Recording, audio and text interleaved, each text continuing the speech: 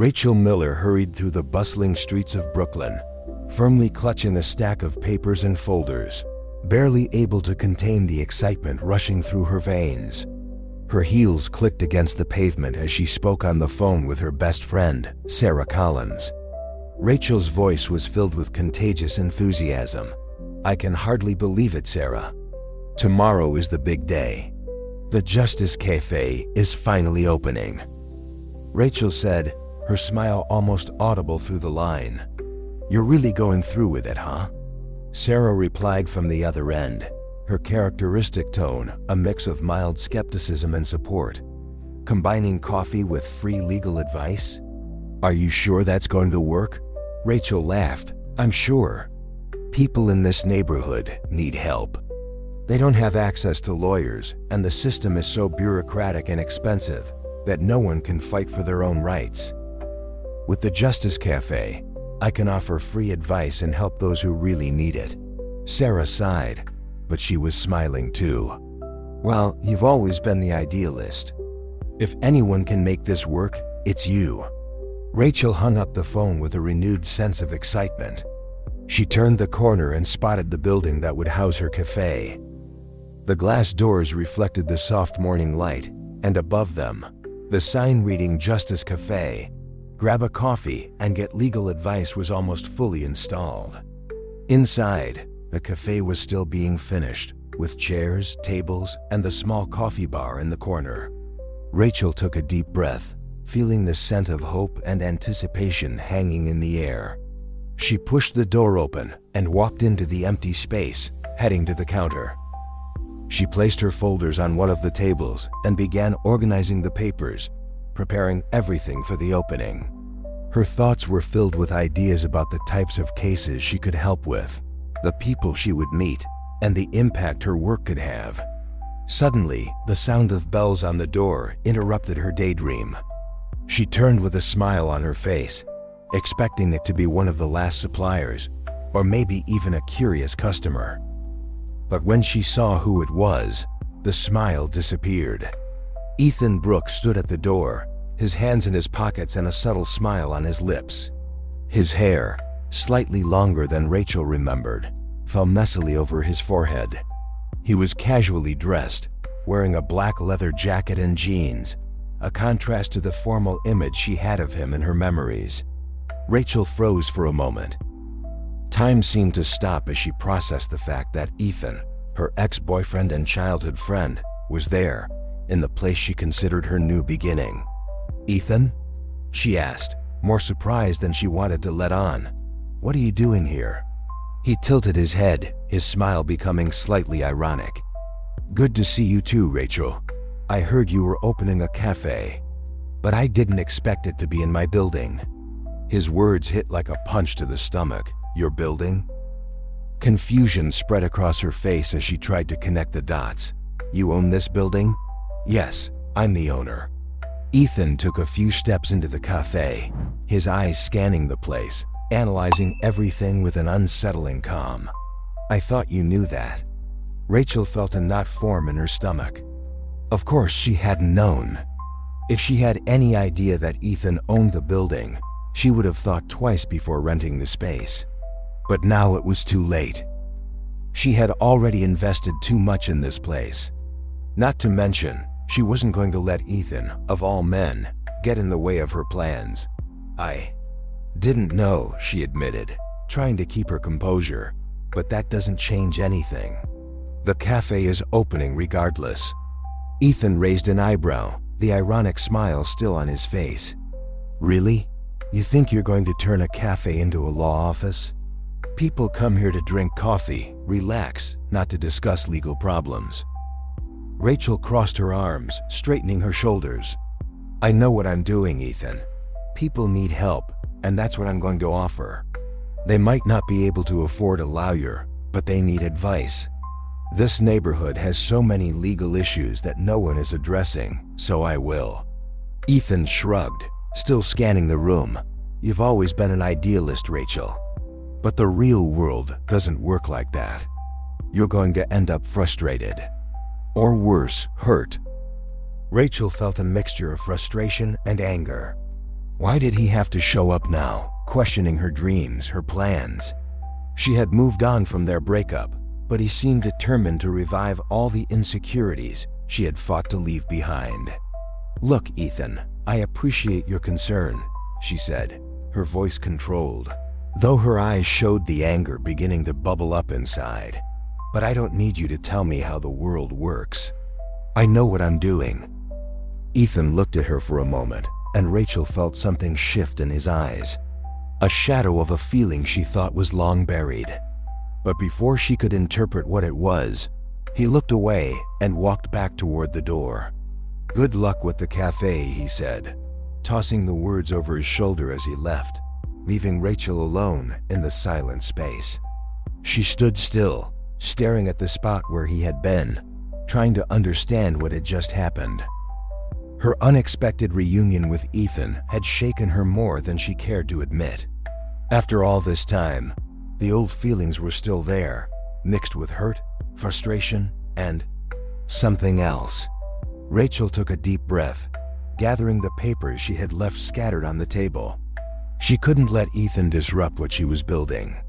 Not now, after all the work and sacrifice she had put into making the Justice Cafe a reality. Hours later, as she organized the final details before the opening, Rachel couldn't stop thinking about Ethan's appearance. Why was he back? What did he want? And why did it still affect her so much? The next day, the Justice Cafe was officially open. Rachel stood behind the counter, organizing papers and making sure everything was ready.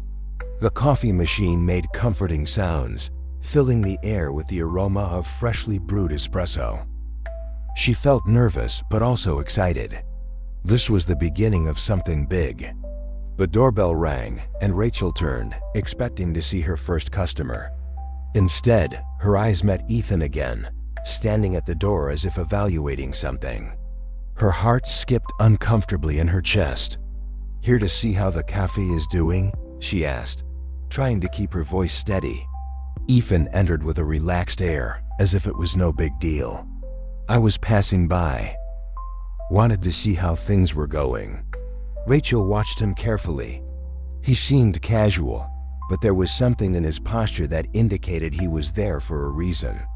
Before she could ask, the bell on the door rang again, and a young man rushed in, looking desperate. "Hi, I'm Jake Dawson," he said, his voice tense. I'm being evicted and I need help. Someone told me you give legal advice here." Rachel quickly composed herself and smiled gently. "Yes, that's exactly what we do. Please have a seat. Tell me more about what's happening." Jake seemed relieved to find someone willing to listen, but Rachel could feel Ethan's presence across the room, watching the situation. As Jake explained that he was being unfairly evicted from his apartment, Ethan couldn't stay quiet. "Rachel, you know these kinds of cases almost never win, right?" Ethan interjected, crossing his arms and leaning against the wall. "Big corporations have enough power to crush someone like Jake before you can even blink." Rachel turned to him, not hiding her irritation. "I know it's not easy, Ethan, but that doesn't mean we shouldn't try. Jake has rights, and if the company is violating the lease, he has a chance to fight." Ethan scoffed, shaking his head. "You're fooling yourself if you think you can make any difference. They have lawyers worth their weight in gold, and you have a cafe and goodwill." Jake looked nervously from Rachel to Ethan, unsure of what to say. Rachel took a deep breath, keeping calm. "You don't have to stay if you don't believe in what I'm doing." "Ethan." There was a brief silence before Ethan shrugged and walked toward the door. "Good luck with this. You're going to need it." When he left, Rachel turned her attention back to Jake. "Sorry about that. Let's focus on how we can solve your problem, okay?" Jake nodded, clearly grateful for the help. But as Rachel tried to concentrate on the case, Ethan's words kept echoing in her mind. Was he right to be so cynical? Was she being naive to believe she could fight powerful corporations and win? A moment of doubt crossed her mind, but it was quickly replaced by determination. She needed to prove to Ethan, and to herself, that her legal cafe could make a difference. And this was just the beginning. Rachel stared at the document in front of her, her thoughts still tangled by the argument with Ethan the day before. The cafe's opening day had passed with only a few customers.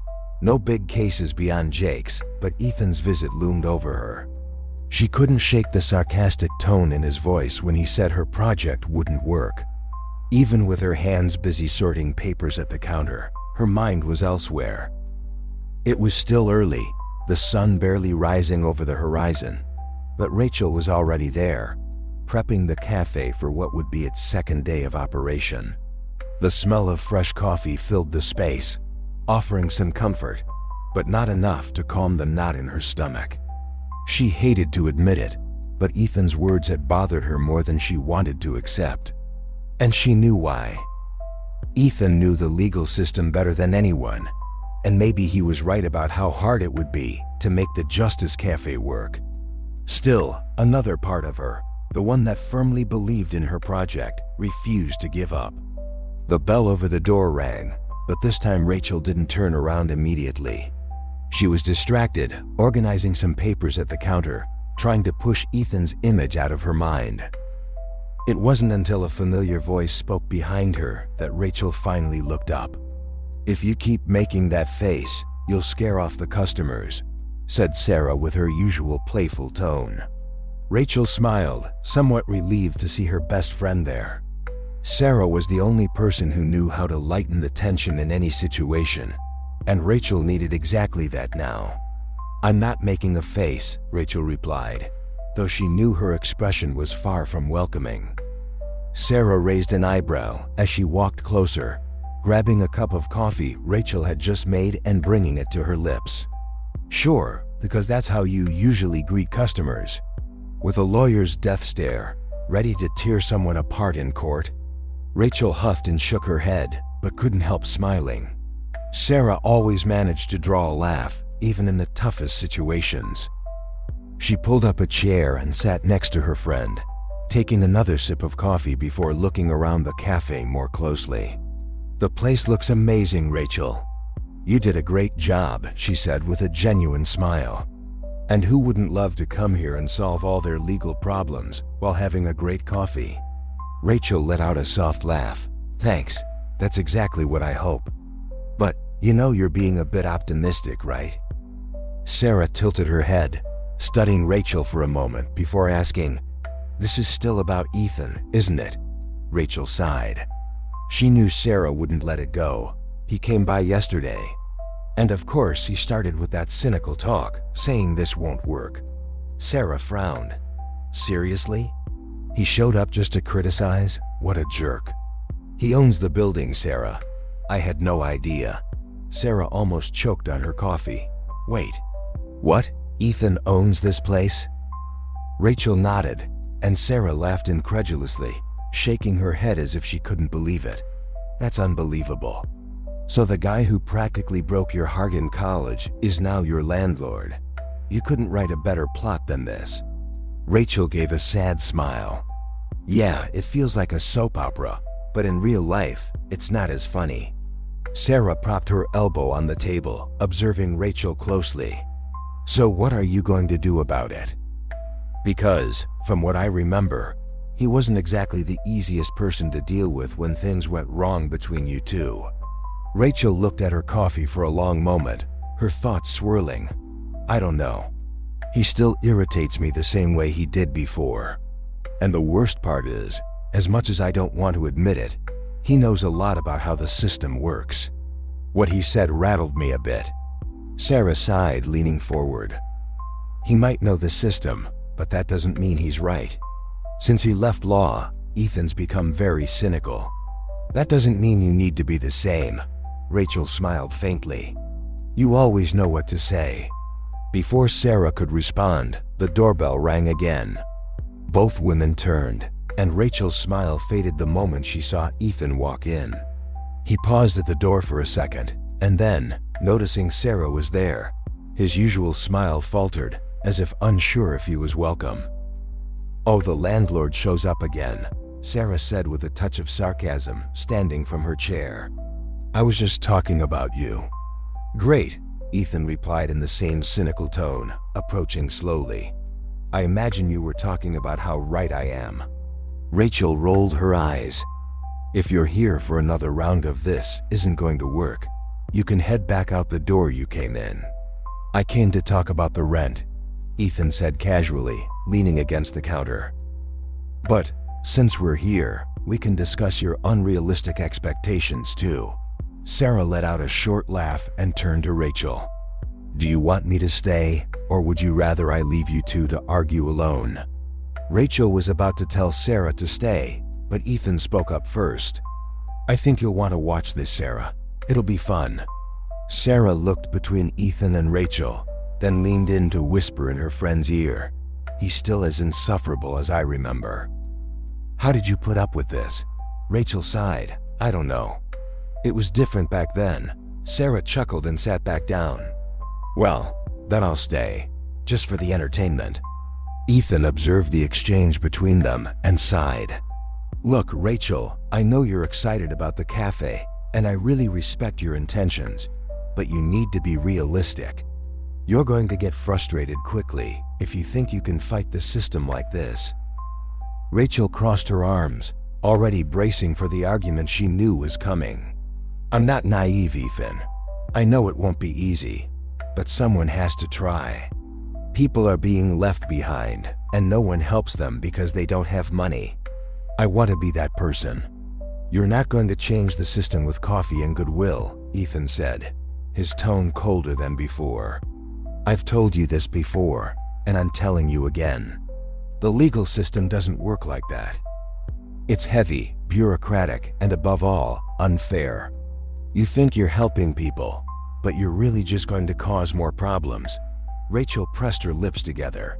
Part of her knew Ethan was right about the system's complexity, but she refused to believe that meant it was impossible to do something. She had seen firsthand how people suffered without access to legal help. That was why she started the cafe. Ethan, I know the system is complicated, she said, keeping her tone firm. But I also know I can't just sit back and watch people get exploited. I'm going to try. And if I fail, at least I'll know I tried. Unlike you, who gave up. The jab made Ethan raise his eyebrows. He didn't like being challenged that way, and Rachel knew it. But this time, she wasn't going to hold back. I didn't give up, he replied, his voice a little lower but still tense. I made a conscious decision to walk away from something that wasn't fair or right anymore. And you, if you're not careful, will end up drowning in it too. Sarah, who had been watching the conversation like an amused spectator, decided to intervene with her characteristic style. Hey kids, how about we stop arguing like two bitter teenagers for 5 minutes? I can feel the drama from here, but honestly, this is exhausting to watch. How about we all have a coffee first, and then you can go back to sniping at each other? Rachel and Ethan both looked at Sarah, a little surprised by her interruption, but also thankful for the tension break. Her presence always brought much-needed comic relief. Even Ethan, with all his cynicism and defensive posture, couldn't help but smile faintly. I'm not trying to argue, Ethan muttered, though the look on Rachel's face suggested he was far from innocent in that. Sarah shook her head. Of course not. And I'm the Queen of England. Come on, guys. Rachel, make a coffee for Mamar. I know everything about the system, and let's all take a deep breath. Rachel sighed but went over to the coffee machine and began preparing a new cup. The sound of the beans grinding seemed to fill the momentary silence between the three. Sarah, sitting nearby, watched the exchange with a smile, knowing there was more to the tension between Rachel and Ethan than either of them was willing to admit. I know you think you're helping me with this advice, Ethan, Rachel said, turning back to him, but the truth is, you're just projecting your own failures onto me. Ethan frowned, clearly irritated by the accusation. This isn't about me, Rachel. It's about you being realistic.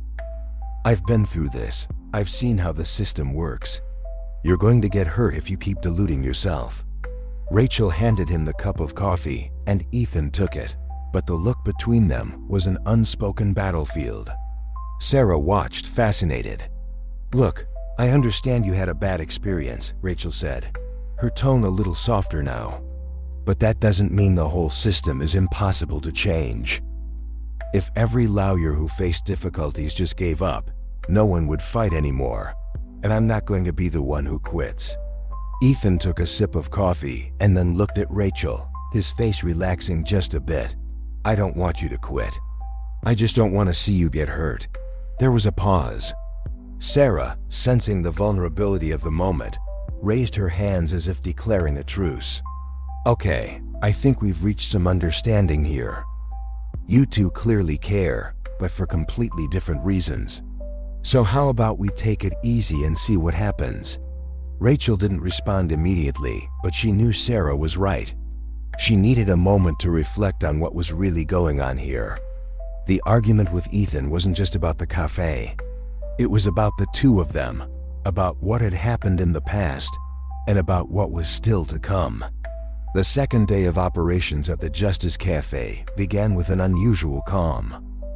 Rachel was once again organizing the papers on the counter, reviewing the light traffic from the previous day and mentally replaying what could have been done differently. The conversation with Ethan still echoed in her mind, and she knew he wasn't entirely wrong about the challenges ahead. But the question wasn't whether she could win every battle. It was that if no one tried, people like Jake, those unable to afford lawyers, would be crushed without even understanding their rights. As the first customers of the day came in for a coffee, Rachel stayed alert. She observed each one, subtly gauging whether they seemed like the type who might need legal assistance. But for now, everyone seemed only interested in a hot cup of coffee. She began to question if the concept of a legal cafe would really gain the traction she had imagined. Part of her mind tried to rationalize Ethan's words, while the more stubborn part refused to accept that he might be right.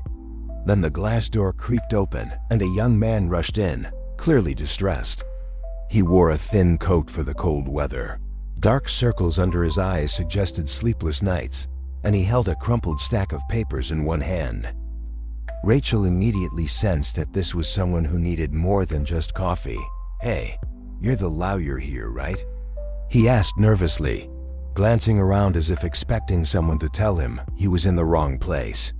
Rachel forced a welcoming smile, trying to ease the visible tension on the young man's face. "Yes, I'm a lawyer. What can I do for you?" The young man exhaled deeply, clearly relieved to be in the right place, though still struggling to find the words. I'm Jake Dawson. I'm being evicted from my apartment, but I have the lease. They're saying the contract is invalid, but I don't understand how that could be." Rachel felt a wave of empathy for him. Unjust evictions were one of the most common problems in expensive rental areas like this, especially in neighborhoods where companies tried to push out longtime tenants to renovate and charge exorbitant rents. "Please sit down, Jake," Rachel said, pointing to one of the nearby tables. "Show me the papers and we'll see what we can do." Jake quickly nodded, looking slightly calmer at her welcoming response. He sat down and began smoothing out the documents he brought, handing them to Rachel with trembling hands. "I don't know much about legal stuff," he admitted, his voice still tinged with desperation. "I just know I can't lose my apartment. I work nearby, and it's all I have." Rachel took the documents and began examining them carefully. The lease appeared legitimate at first glance, but it was clear the building's ownership was trying to find loopholes to invalidate the agreement. She'd seen this tactic before. Corporations often exploited tenants' lack of knowledge to manipulate them. As Rachel studied the documents, the doorbell rang again. She didn't need to look up to know who it was. The air in the cafe shifted slightly, and she sensed Ethan's presence before she saw him.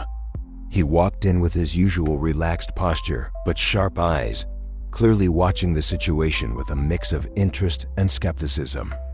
"You're about to dive into one of those no-win cases," Ethan said, approaching casually, without even a greeting. He leaned against the nearby wall, arms crossed, looking directly at Rachel while ignoring Jake entirely. These companies have lawyers who can turn contracts like that into useless paper. Rachel didn't take her eyes off the documents, but she knew Ethan was here for another round of provocations. She resisted the urge to snap back, keeping her focus on what mattered most at that moment, helping Jake. They might try, but that doesn't mean they have the right to do what they're doing, she replied, her voice firm but controlled. Jake has a contract, and if they're violating it, we have a case. Ethan let out a low scoff, shaking his head. You really think you can fight these companies with a clause in a contract? Rachel, they have teams of lawyers ready to exploit every loophole they inserted into that agreement themselves. Jake, clearly uncomfortable with Ethan's presence and the argument forming, glanced nervously at Rachel, as if hoping she had a magical solution to all of this. Rachel felt the weight of his gaze, but also the pressure of Ethan's words, hammering home the point she was trying to ignore. This would be a tough battle, but not an impossible one.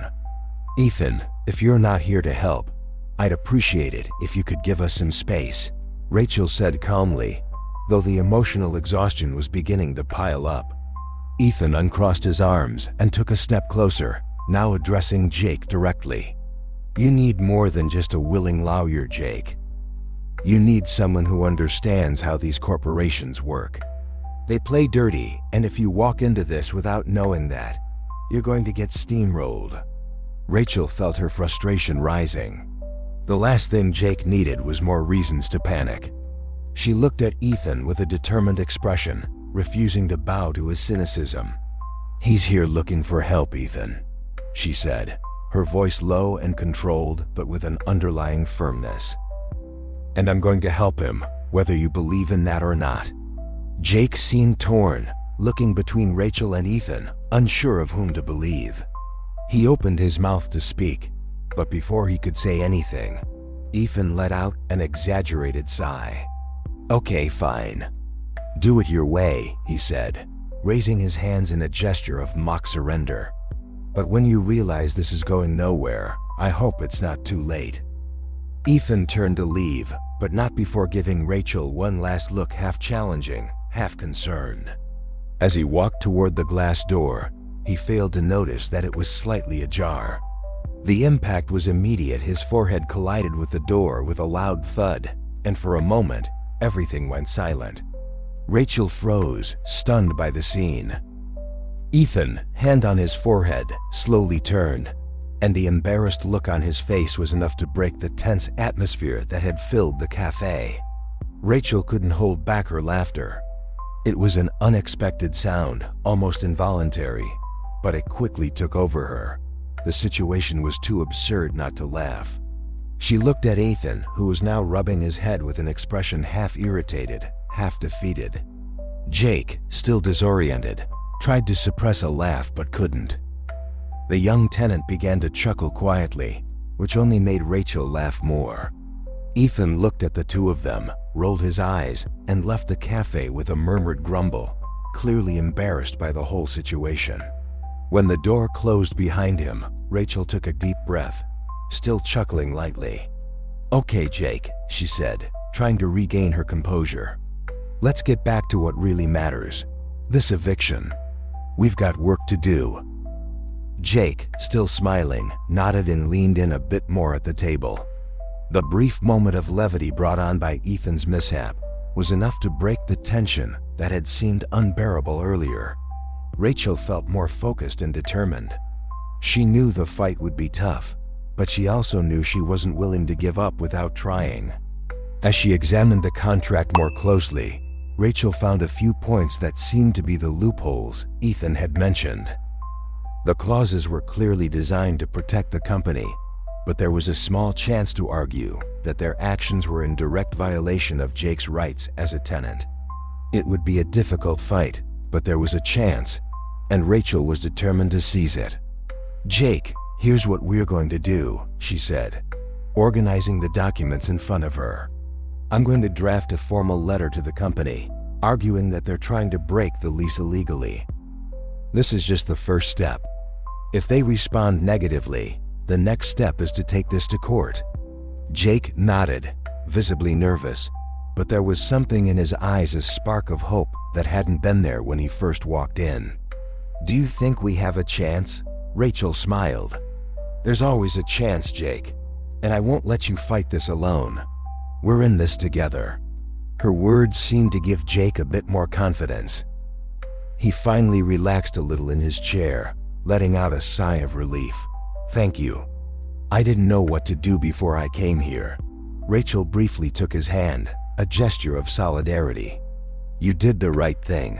We're going to fight this." As Jake left the cafe later that day, Rachel felt a renewed confidence in herself and what she was building. The Justice Cafe might not be perfect, and she certainly had many battles ahead, but the important thing was to keep trying. Ethan might have been right about how hard it would be to fight big corporations, but that didn't mean she was going to give up. Still smiling slightly from the comic relief of Ethan bumping his head on the door, Rachel began drafting the letter to Jake's company.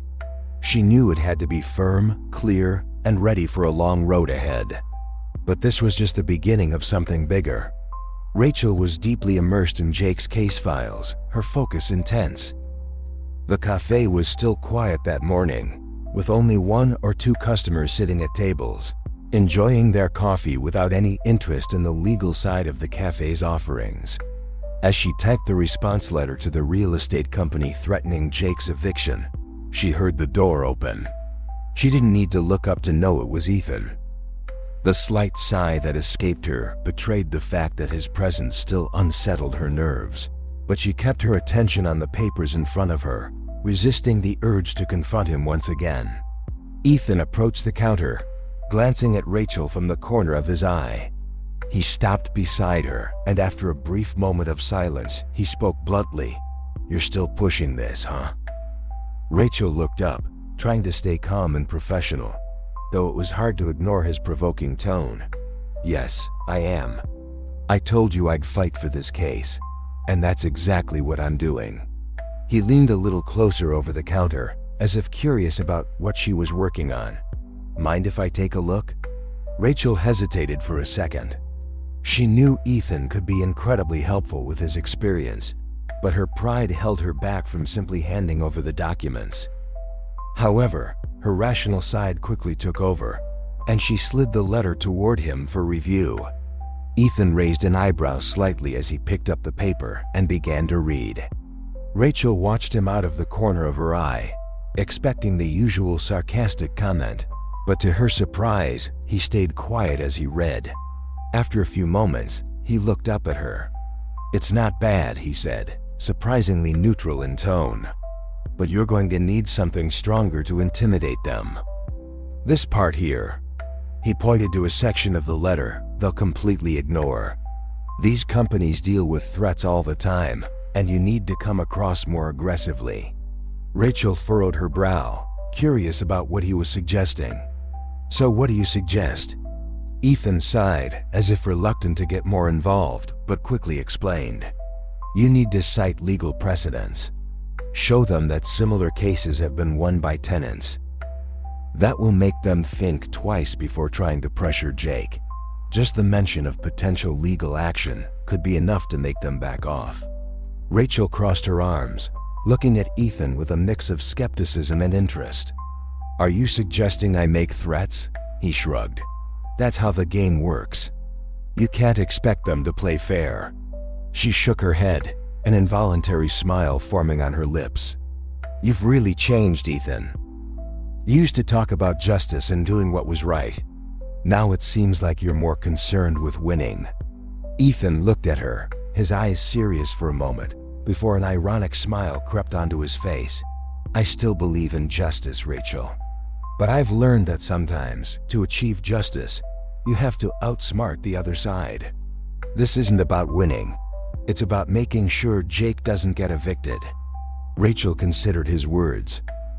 There was truth in what he was saying, but also a certain bitterness that she couldn't ignore. Even so, she knew Ethan was right. The real estate company wouldn't back down just because of a polite, well-intentioned letter. They needed a real reason to reconsider their actions. She sighed. Okay, let's try it your way. Ethan smiled, a little pleased with himself, but didn't rub his victory in her face. Good, I'll help you with it. Rachel raised an eyebrow, surprised by his offer. You're going to help me? Think of it as informal consulting, he said casually.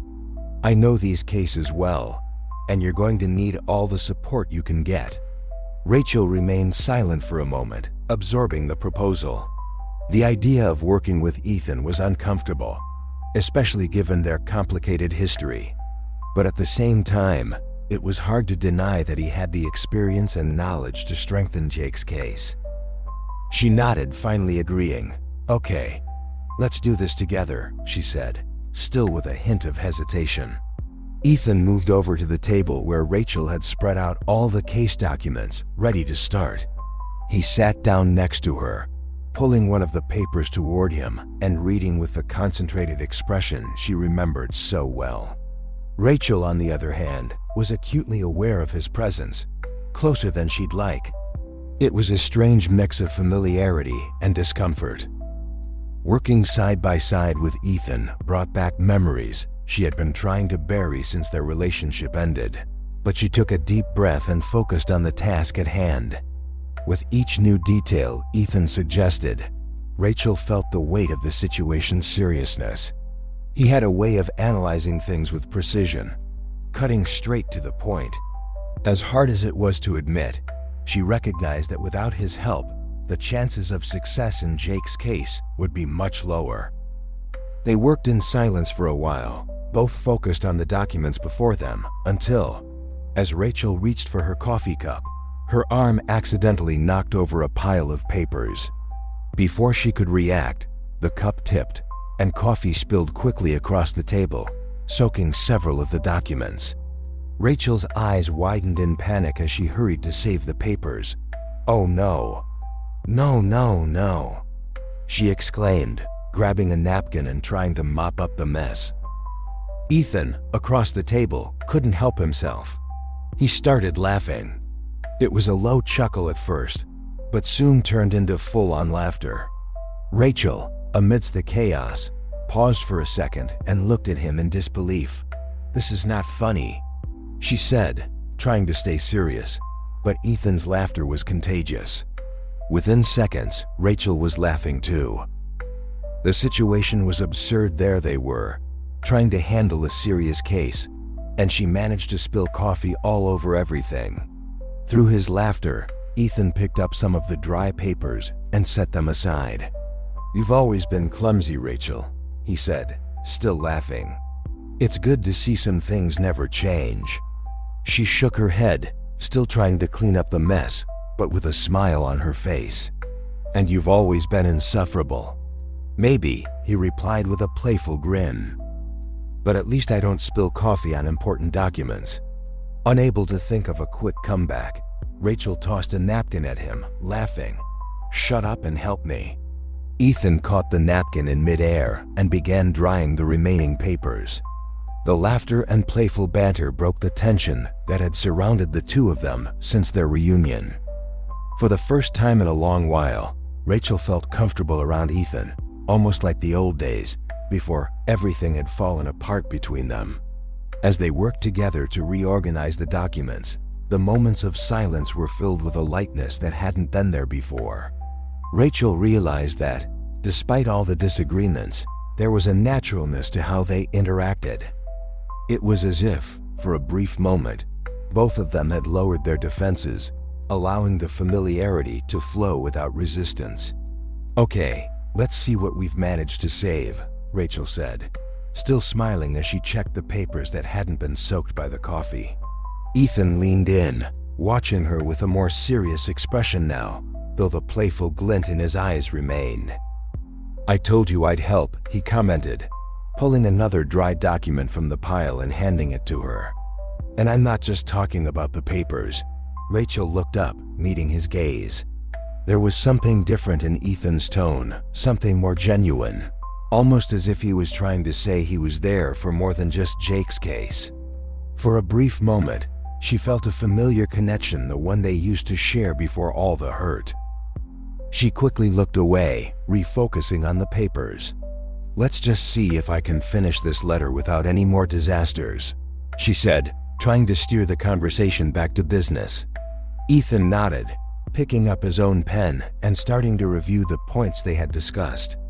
The rest of the morning passed without further incident, both of them working side by side. The usual tension in their interactions seemed to have eased significantly, replaced by a lightness Rachel hadn't felt in years. When they finally finished, Rachel glanced at the clock and realized they had been working for hours without even noticing the time passing. Ethan, beside her, seemed equally surprised by how much progress they had made. "Well, I think this should be enough to at least make them think twice before evicting Jake," Ethan said, packing the last of the documents into a folder. Rachel sighed, relieved. "Yes, it's much better now. Thanks for, helping." Ethan smiled slightly, shaking his head. "No need to thank me. I'm just doing my part." Rachel watched as he prepared to leave, and for the first time since he had reappeared in her life, she didn't feel that urge to see him go. There was something different about today, a sense that perhaps things between them were shifting, albeit slowly.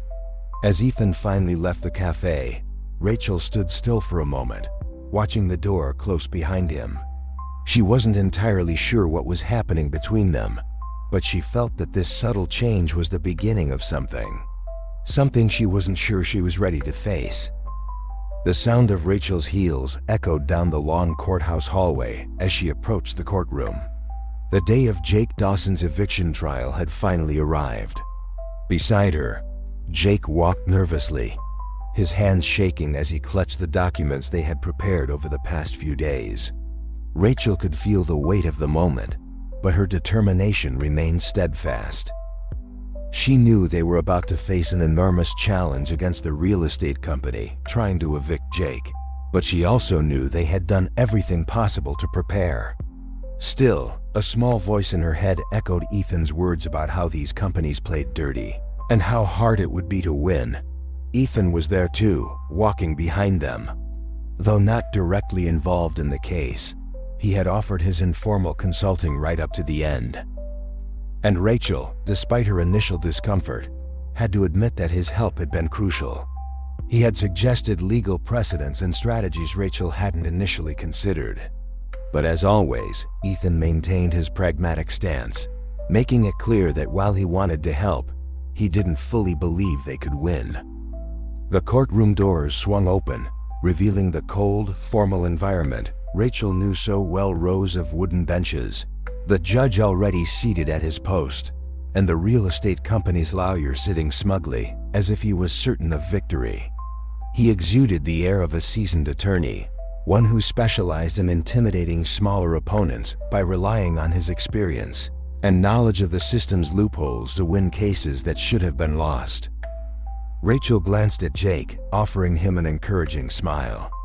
"It's going to be okay. Just trust me, all right?" Jake tried to smile back, but his anxiety was all too evident. I just don't want to lose my apartment, Rachel. It's all I have." "We're not going to let that happen," she reassured him, giving his arm a gentle squeeze before heading to the defense side of the courtroom. Ethan approached her with his usual casual demeanor, which contrasted sharply with the seriousness of the situation.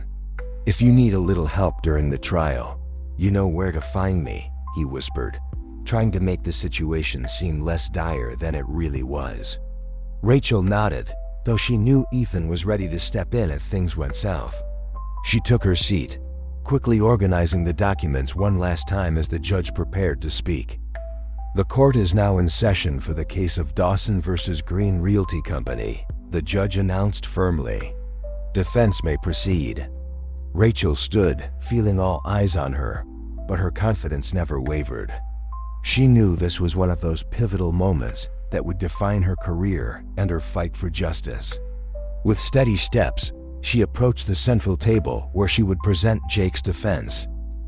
The real estate company's lawyer, a middle-aged man with cold eyes, already looked at her with a faint, condescending smile. "Your Honor," Rachel began, her voice clear and strong. We are here today because my client, Mr. Jake Dawson, is being unjustly threatened with eviction by Green Realty Company. Despite holding a valid lease agreement, the company baselessly claims the contract is invalid, with the sole intention of evicting him to raise the rent on the property. We ask the court to recognize the validity of the lease and block this unlawful eviction. The real estate company's lawyer stood, his expression smug as if this were just another routine formality. Your Honor, Green Realty is not acting outside the law. Mr. Dawson's lease contains irregularities that make its validity questionable. Furthermore, the company is well within its rights to renovate the property for improvements. Rachel remained composed, though she knew that was only a surface-level argument. The real estate company had no intention of improving the property for the tenants' benefit. They wanted to push out old tenants to raise rent significantly, a tactic common in neighborhoods undergoing gentrification. She took a deep breath and glanced at her documents, finding exactly what she needed to counter that argument. Your Honor, the opposing counsel's claims are a blatant attempt to manipulate the system to benefit their client. Mr.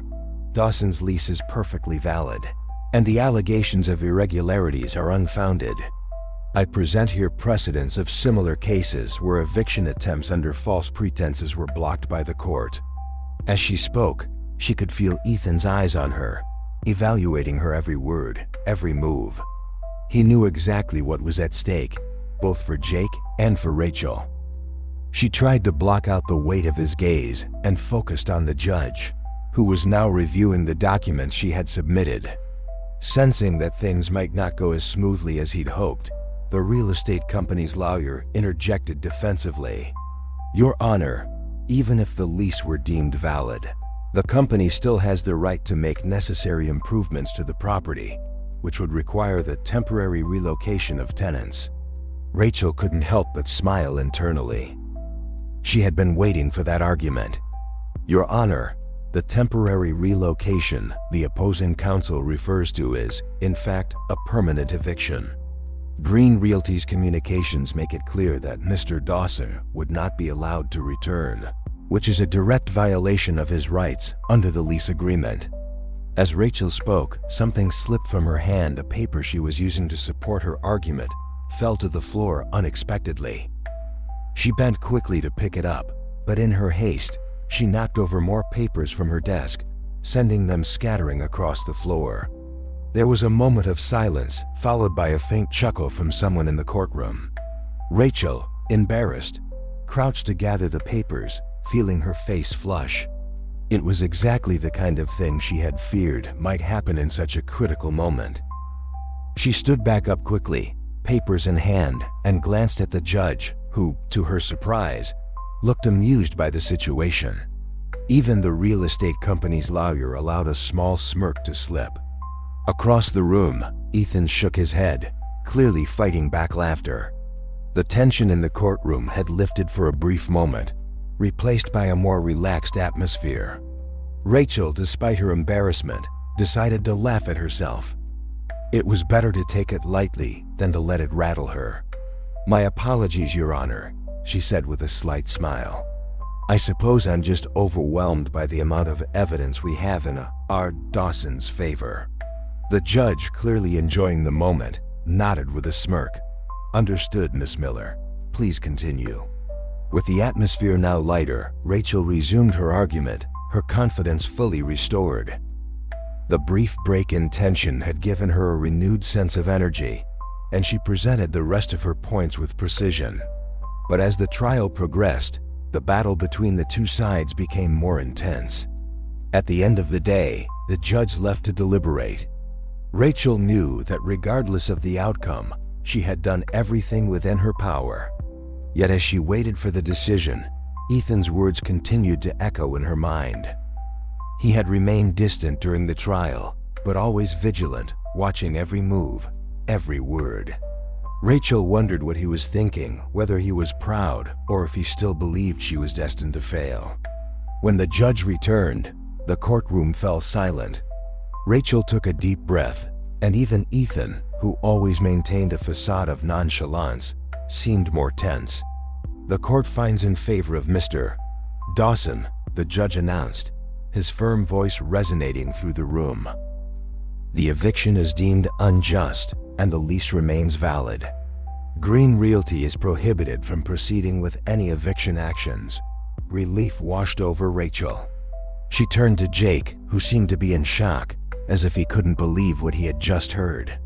"You did it, Rachel," he said, his voice trembling with emotion. "You really did it." She smiled, feeling the satisfaction of a hard-fought victory.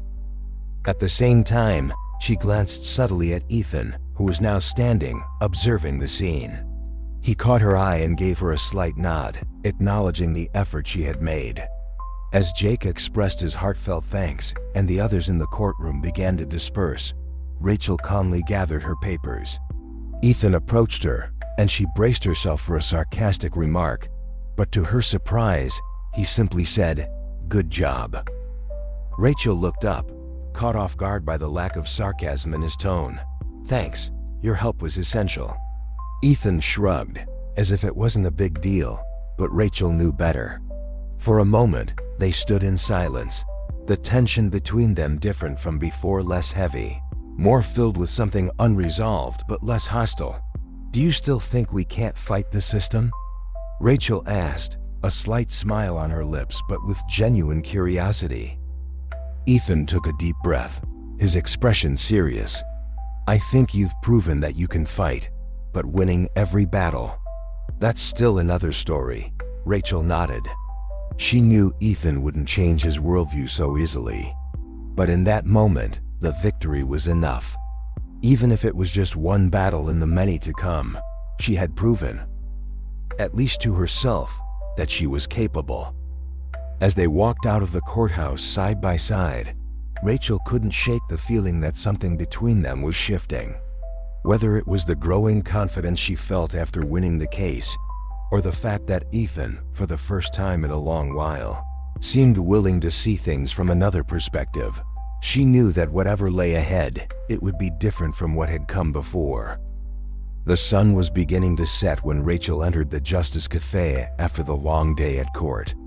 The feeling of victory still lingered, but she couldn't shake the strange sensation that Ethan's presence stirred in her. Since the trial, something felt different. She wasn't sure if it was the triumph in Jake's case or the fact that Ethan was finally starting to open up to her. One thing was certain, Ethan was hiding secrets. No matter how much he tried to keep his distance, Rachel knew there was something deeper beneath his cynical and guarded exterior. She collapsed into one of the cafe chairs, observing the calm around her. A few customers sat at tables here and there, but nothing required her immediate attention. Her mind was quickly consumed by memories of the trial, the way Ethan had looked at her after the win, the silent recognition in his eyes. He hadn't needed to say anything out loud, but Rachel knew that, in his own way, he was proud of her.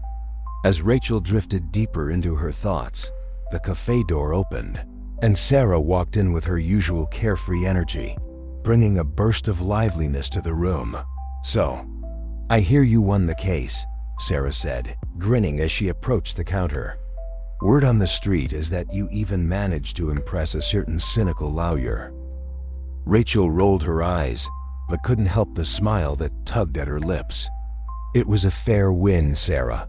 Nothing more than that." Sarah pulled up a chair next to Rachel and sat down, resting her elbow on the table and leaning toward her, as if about to share a juicy secret. "Oh, come on, Rach. It wasn't just about the win. Ethan was there the whole time, wasn't he? And from what I hear, he was pretty involved. Something tells me it wasn't just Jake's case that caught his attention." Rachel scoffed, trying to dismiss Sarah's insinuation. "He helped with the case, yes. But that's all there is to it. He was being practical. Ethan's always like that." Sarah smirked, clearly unconvinced, "If you say so. But I spent some time with him today, and guess what? The man is hiding something big. I finally got him to spill a few details about that famous scandal." Rachel's interest peaked, and she looked up immediately. What did he tell you?" Sarah crossed her arms, satisfied that she had Rachel's full attention. Well, we were having coffee earlier, and I started talking about how different he seems these days. After some pushing, he finally opened up. You know that scandal that made him leave the legal profession? There's a lot more to it than we thought. Rachel sat up straighter, now fully engrossed in the conversation. What exactly did he say? Sarah glanced around, lowering her voice as if she were about to reveal a huge secret. He didn't go into all the details, but he said that at the time, he was working on a major case involving a giant corporation, one of those with deep political connections. He was investigating a series of frauds involving millions of dollars. The problem was, someone on his own team was leaking confidential information to the company. Ethan found out, but before he could act, he was caught up in a scandal that destroyed his reputation. The press accused him of forging evidence. It was all a setup to protect the real culprits. Rachel sat in stunned silence for a moment, processing the information. It made sense now. She understood why Ethan had become so cynical. He hadn't just been disappointed by the system, he had been betrayed by it. The justice he once championed had abandoned him. He was falsely accused? Sarah nodded. Yeah, but instead of fighting to clear his name, he decided to walk away from everything. He thought that if he stayed, the people around him would get hurt. It was his way of protecting those he cared about. Rachel felt a tightness in her chest hearing that. She knew Ethan was complicated, but she hadn't realized his past was so deeply painful. And why didn't he ever tell anyone about it? Sarah shrugged. Pride, maybe? Or the fact that he doesn't trust anyone anymore. The whole experience left him completely bitter. And honestly, I think he's afraid of trusting again, you know? After being betrayed like that, it's hard to believe in people. Rachel sighed, taking in each detail. She now understood why Ethan was so distant and why he seemed so cold toward the justice system. Deep down, he still carried the scars of that betrayal. And as much as she didn't want to admit it, it tugged at her heart. The man she had known in college, full of hope and energy, was far from the one she saw today. But what if, in some way, she could help him reconnect with that part of himself? Sarah watched Rachel carefully, clearly enjoying the storm of emotions she saw in her friend. Looks like you're doing a lot of thinking. Don't tell me you still have feelings for him. Rachel immediately denied it, though the flush in her cheeks betrayed more than she would have liked. No, of course not. It's not that, it's just strange to know he went through something so serious and never told me. Sarah chuckled softly, leaning back in her chair. You've always been terrible at hiding your feelings, Rach. It's pretty obvious you still care about him, even if you don't want to admit it. I get it. Ethan's tough, but I think he still cares about you too. He's just scared of getting hurt again. Rachel shook her head, trying to push the idea away. It doesn't matter right now, Sarah. I have a new case to work on, and I can't get distracted by this. Work always comes first, Sarah teased, raising her hands in mock surrender. But just remember, I'll be here to listen when you finally admit you still have feelings for him. Rachel rolled her eyes, but couldn't help a small smile. Sarah always knew how to lighten the mood. And maybe, deep down, there was an uncomfortable truth in what she was saying. But Rachel didn't have time to dwell on that now. She had a new client waiting for her and needed to stay focused on work. After Sarah left, Rachel turned her attention to the newest case on her desk. It involved an elderly woman named Donna Marta, who was being taken advantage of by a predatory loan contract. The abusive clauses in the contract were about to cost her her home, and Marta, not fully understanding the terms she had signed, was on the verge of losing everything. Rachel knew the case would be tough, but she felt driven to fight for Marta just as she had for Jake. This was why the Justice Cafe existed. As Rachel began reviewing the documents, however, her mind kept drifting back to her conversation with Sarah. Ethan's words, his motivations, and the scandal from his past were occupying more space in her thoughts than she wanted to admit. She tried to concentrate on the case, but with every paragraph she read, her mind wandered back to Ethan. What had made him give up fighting? What would he have done if he hadn't been betrayed? And why, despite everything, did he still get so involved whenever he was around? Suddenly she stood, feeling the need to clear her head. She walked over to the cafe window and gazed outside, watching the street below.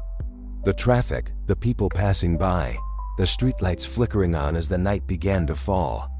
Everything seemed distant, almost surreal. But at the same time, the weight of reality was undeniable. She knew she needed to confront these feelings, but she didn't know where to start. While she was lost in thought, she heard the cafe door open again. For a moment, she thought Sarah had returned with more teasing comments, but when she turned, she saw Ethan standing at the entrance. Her heart gave a small, unexpected leap, a reaction that caught her off guard. Ethan looked calm, but there was something different in his posture, as if he had something important on his mind. He closed the door behind him and slowly walked toward the counter, watching her with that analytical gaze that always made her feel a little exposed. "Rachel," he began, his voice low but steady. "I need to talk to you." Rachel felt her nerves rise, but she tried to keep her composure. "Sure. About what?" Ethan hesitated for a moment, as if carefully choosing his words. "About what happened in the past. About why I walked away from everything." Rachel was taken aback. She hadn't expected Ethan to be so direct. The revelations Sarah had shared were still fresh in her mind, but hearing Ethan bring it up himself was something else entirely. "You mean the scandal?" He nodded, his eyes locked on hers.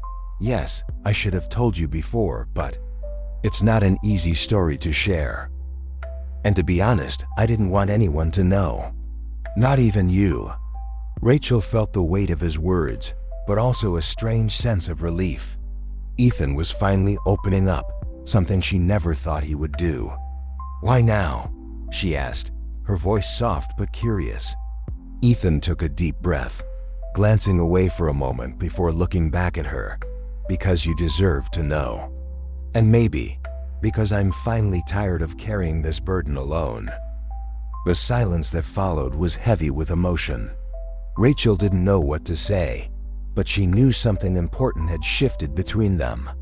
Something that could change the course of whatever came next for them both.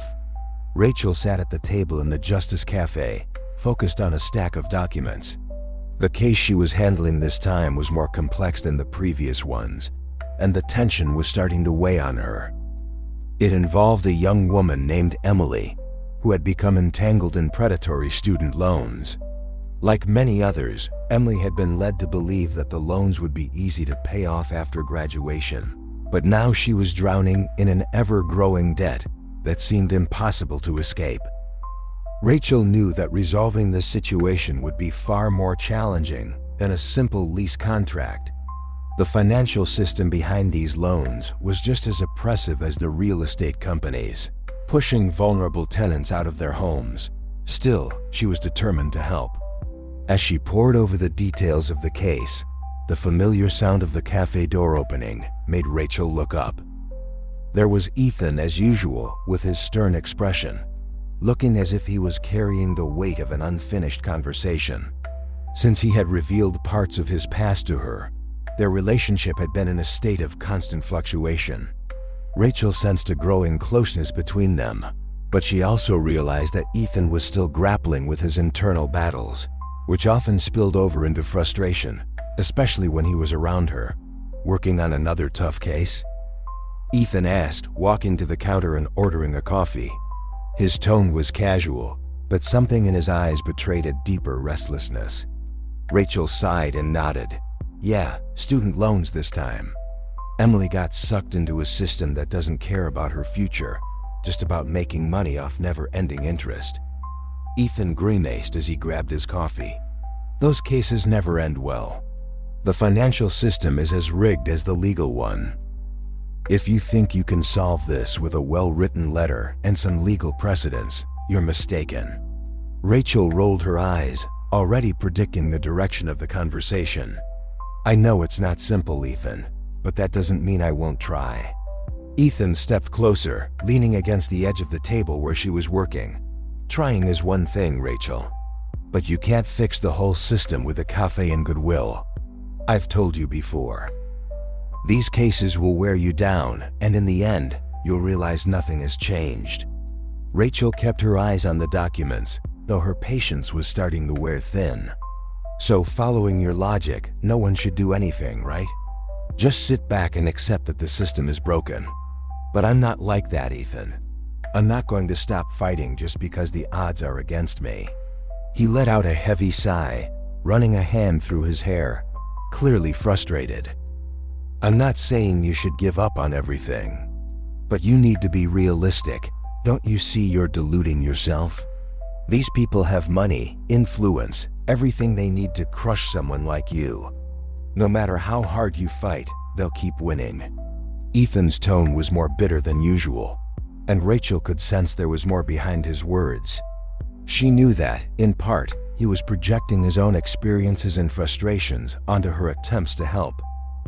But at that moment, it only irritated her more. She raised her head, meeting his gaze directly. Is this about me, or is it about you, Ethan? Because it seems like every time you say I can't do something, you're talking about yourself. You're telling me I can't fight the system because you gave up fighting. There was a brief silence between them. Rachel's words hit Ethan hard, and for a moment, he seemed surprised, as if he hadn't expected her to be so direct. He looked down at the floor, visibly uncomfortable, before raising his eyes again, with an expression of barely contained anger. You don't understand, Rachel, he said, his voice low but filled with frustration. I tried to fight. I fought with everything I had, and in the end, all I got was burned. You have no idea what it's like to see the system turn against you. The people you work for, the people you trust, stab you in the back because it's more convenient for them. It's not about giving up, it's about surviving. Rachel stayed silent for a moment, absorbing what he had said. She knew Ethan had deep scars from his past experiences, and that his disappointment with the system had shaped how he saw the world. But that didn't mean she would stop fighting. Maybe you're right about a lot of things, Ethan, she said calmly, but I'm not you. Just because you got hurt doesn't mean I will. And if I do get hurt, that's part of it. I'm willing to take that risk because it's worth it.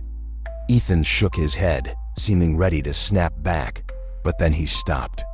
He looked at her for a long moment, as if trying to find the right words. Finally, he let out a short, ironic laugh. You know, you have an obsession with coffee. I think you believe it gives you superpowers to save the world. Rachel frowned, surprised by the sudden shift in tone. But when she saw the slight smile he was trying to hide, she couldn't help but smile too. Ah, yes. My secret is out. Coffee, the key to solving all injustices. The joke eased the tension in the air, at least for the moment. Ethan took a sip from the coffee cup he had ordered. If only it were that easy, right? Rachel laughed, shaking her head. If it were, I'd be setting up Justice Cafe franchises across the country by now. They laughed together for a few moments, but soon the comfortable silence was replaced by an underlying sense that the conversation was still unfinished.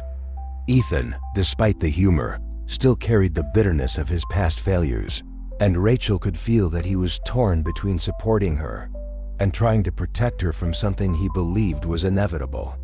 Ethan, Rachel said, her tone becoming more serious again, I know you're worried. I know you think I'll be disappointed. But I can't just ignore what I see. I can't leave these people without help. If I can do something, no matter how small, then it's worth it. Ethan looked at her, his eyes studying every word she said carefully. He seemed ready to say something but held back, as if unsure how to express what he was feeling. I just don't want you to get hurt, Rachel. I don't want you to go through what I did. Rachel nodded, understanding more than he was saying. I know, Ethan, and I appreciate that you care. But I have to do this my way.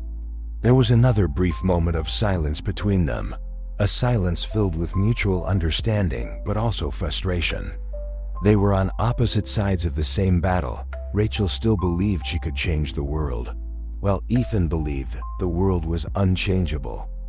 Still, there was something that connected them, something that kept them close to each other despite their disagreements. Ethan finally stood up from the table, looking tired. He took one last sip of his coffee before placing the cup back on the counter. "Well, good luck with the case. If you need me, you know where to find me." Rachel smiled softly. "If you need more coffee, I know where to find you."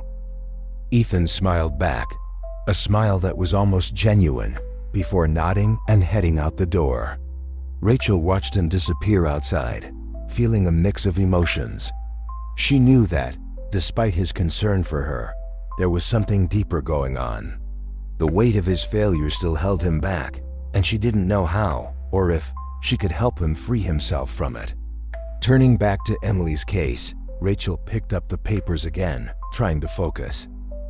But even as she read through the abusive clauses in the loan contract that trapped the young woman in an impossible situation, the echoes of her conversation with Ethan lingered in her mind. The fight to help people like Emily, to make a difference in a system that always seemed stacked against them, was exhausting. And sometimes, Rachel wondered if Ethan was right. Would there come a point where she too would burn out? She shook her head, pushing the thought away. No, she couldn't allow herself to think that way. Yes, it would be hard, and yes, she would encounter immovable obstacles along the way. But that didn't mean giving up was an option. Every victory, no matter how small, meant something to the people she helped, and that's what mattered in the end. As night fell, the Justice Cafe began to empty, and Rachel felt exhaustion settle in. She knew she would need to continue reviewing Emily's case the next day. There were many details to analyze, many legal traps to avoid. But for now, she allowed herself a moment of rest, a brief pause before diving back into the chaos. No matter how hard she tried, her thoughts kept circling back to Ethan. There was so much more behind the frustrations he directed at her, so much more pain than he was willing to admit.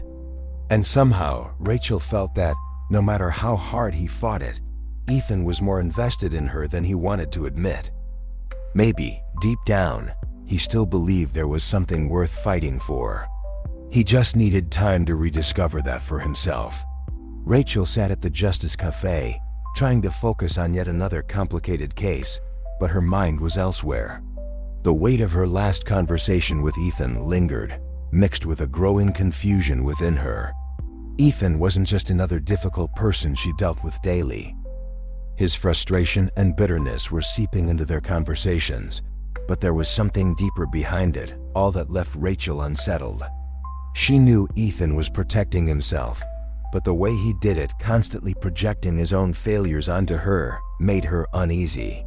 It felt as though his concern was really a way to keep her from seeing the whole of him. The sound of Sarah's laughter broke through her thoughts. She entered the cafe with her usual bright smile, bringing an energy that Rachel didn't even realize she needed. Without hesitation, Sarah walked straight over to the table where Rachel was sitting, giving her a curious look. "So looks like someone has a big dark cloud hanging over her head," Sarah said, pulling out a chair to sit. Rachel gave a light smile and shook her head. "It's just the new case. Student loans, oppressive systems, the usual." Sarah rested her chin in her hands, elbows on the table, and stared at her intently, clearly not buying the excuse. "Sure, that's it. But I know there's more going on. And you know what? I bet it has something to do with a certain grumpy lawyer." Rachel sighed, knowing it was pointless to try hiding it. Sarah was always too perceptive to let anything slip by. "Ethan's been driving me crazy, to be honest. Every time we talk, it's like he's fighting something inside, but at the same time, he's trying to pull me down with him. He keeps projecting his failures onto me, and it's exhausting." Sarah smiled knowingly, as if she had been expecting this. "Of course he's projecting. But the real question here isn't about him, it's about you. Why are you letting it affect you so much? Rachel leaned back in her chair, considering the question. Why did Ethan's words bother her so much? It was more than just work, that was clear. Because despite everything, he makes me question things. He challenges me, and sometimes it annoys me, but somehow that's what keeps me engaged. Sarah's smile widened, like she had been waiting for that answer. Aha! I knew there was more to this. You like being challenged by him. Let's be real, Ratch. You like him. Rachel frowned, refusing to accept Sarah's teasing so easily. No, that's not it. I'm not saying I like him like that. He irritates me, frustrates me, and at the same time, I know he cares. Even if he won't admit it. Sarah, ever the dramatic one, threw herself back in the chair and began imitating Ethan's detached posture. Oh, sure. I don't care about anything, Rachel. The system is broken. Give up on everything, drink coffee, and move on. But hey, if you need help, I'll be here to save the day, because I'm really a bitter hero. Rachel couldn't help but laugh. Sarah's impression was hilarious and, in a way, eerily accurate. You do a pretty good Ethan, she said between laughs. Sarah straightened up, triumphant. Of course, but that's exactly what I'm saying. He's got that whole tortured hero thing going on, and you, my friend, seem to like trying to fix him. Rachel shook her head, still smiling, but not quite sure how to refute Sarah's theory. There was some truth in it, even if she didn't want to admit it. Ethan, with all his coldness and detachment, still cared, and that made her think. I'm not trying to fix him, Sarah, Rachel said, regaining some composure. I just want to understand what's going on with him. He's been through things that have left deep scars, and somehow, that's made him vulnerable. Even though he hides it. Sarah nodded slowly, dropping the playful tone for a moment. I get it. It's just that, well, you have to think about yourself too. You can't get swept up in trying to be the one person who's going to save Ethan from his demons. He has to want to change on his own, you know that. Rachel knew Sarah was right. She always was. Their friendship was an anchor that kept her grounded when things got too complicated. Sarah always managed to see beyond the surface, and Rachel valued that more than anything. But as much as she knew that, there was something about Ethan that drew her in, a part of him that seemed to want to be uncovered, even though he did everything to hide it. I know I can't fix him, Rachel admitted, more to herself than to Sarah. But for some reason, I feel like he needs someone to remind him that there are still good things in the world. That he doesn't have to carry this burden alone. Sarah leaned forward, placing her hand over Rachel's in a gesture of support. You have a big heart, Ratch. Just be careful not to get hurt in the process, okay? Because I know you. You put others first and forget about yourself. I don't want to see you get broken trying to rescue someone who might not be ready to be saved. Rachel took a deep breath, taking in Sarah's words. She knew there was truth in them.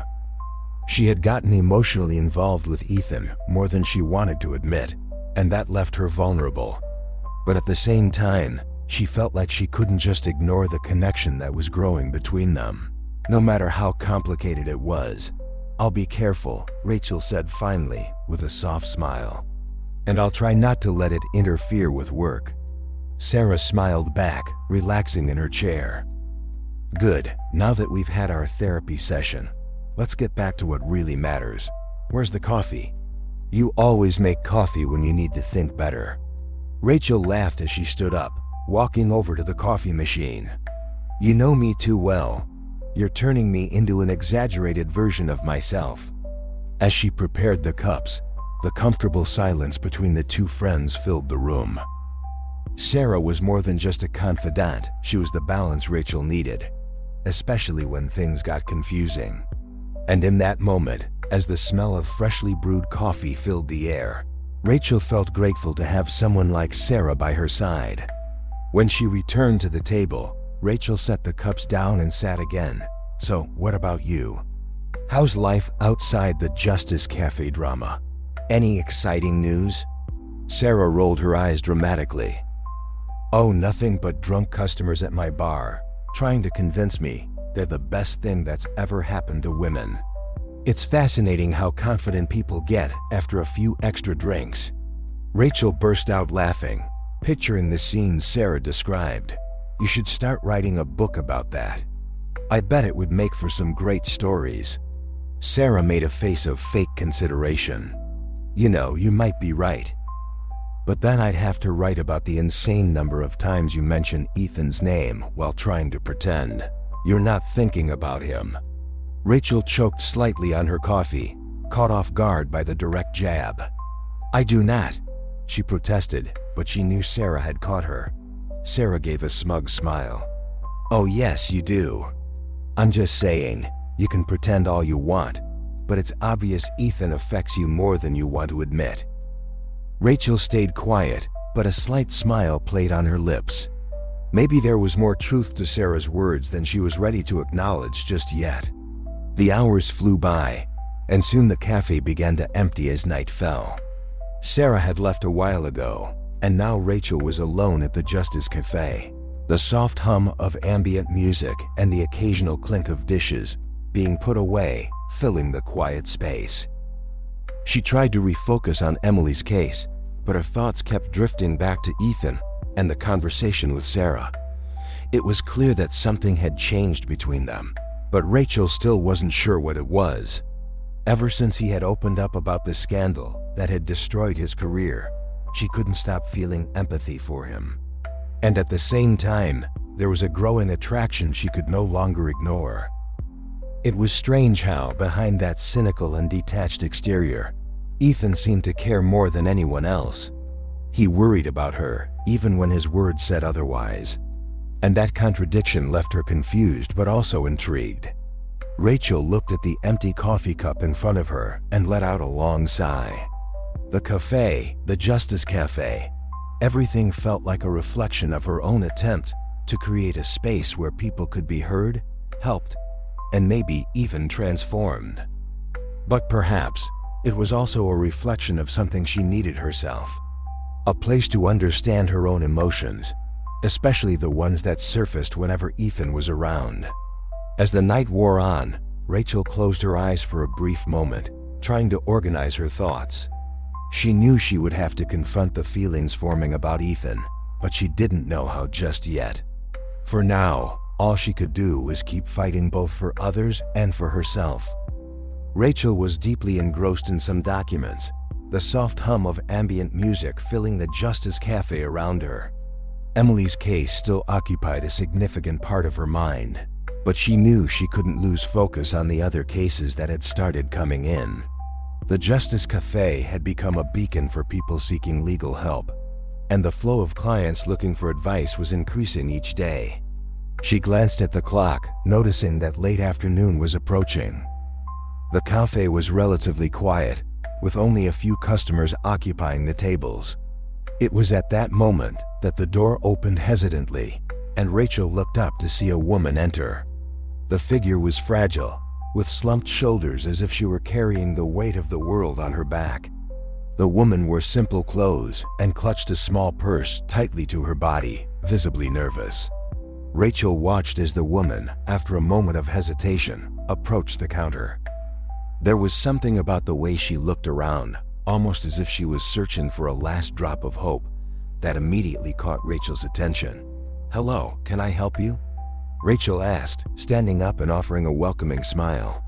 The woman, who looked to be in her early 30s, gazed at Rachel with tired but grateful eyes for being met with kindness. My name is Lavra. I heard that you offer free legal help here." Rachel nodded. "Yes, that's right. If you need help with something, please have a seat. Let's talk." She motioned to a nearby table, away from the other customers, where they could have more privacy. Lavra sat down slowly, almost hesitantly, as if wondering whether this would be yet another futile effort. Rachel sat across from her and could feel the nervous energy radiating from the woman, as if she was on the verge of collapsing. Why don't you tell me what's going on? Rachel gently encouraged, trying to make the atmosphere as safe as possible for Lavra to open up. Lavra took a deep breath, struggling to hold herself together. I'm about to lose custody of my son, his father. We're no longer together, and he has the money, expensive lawyers. I have nothing.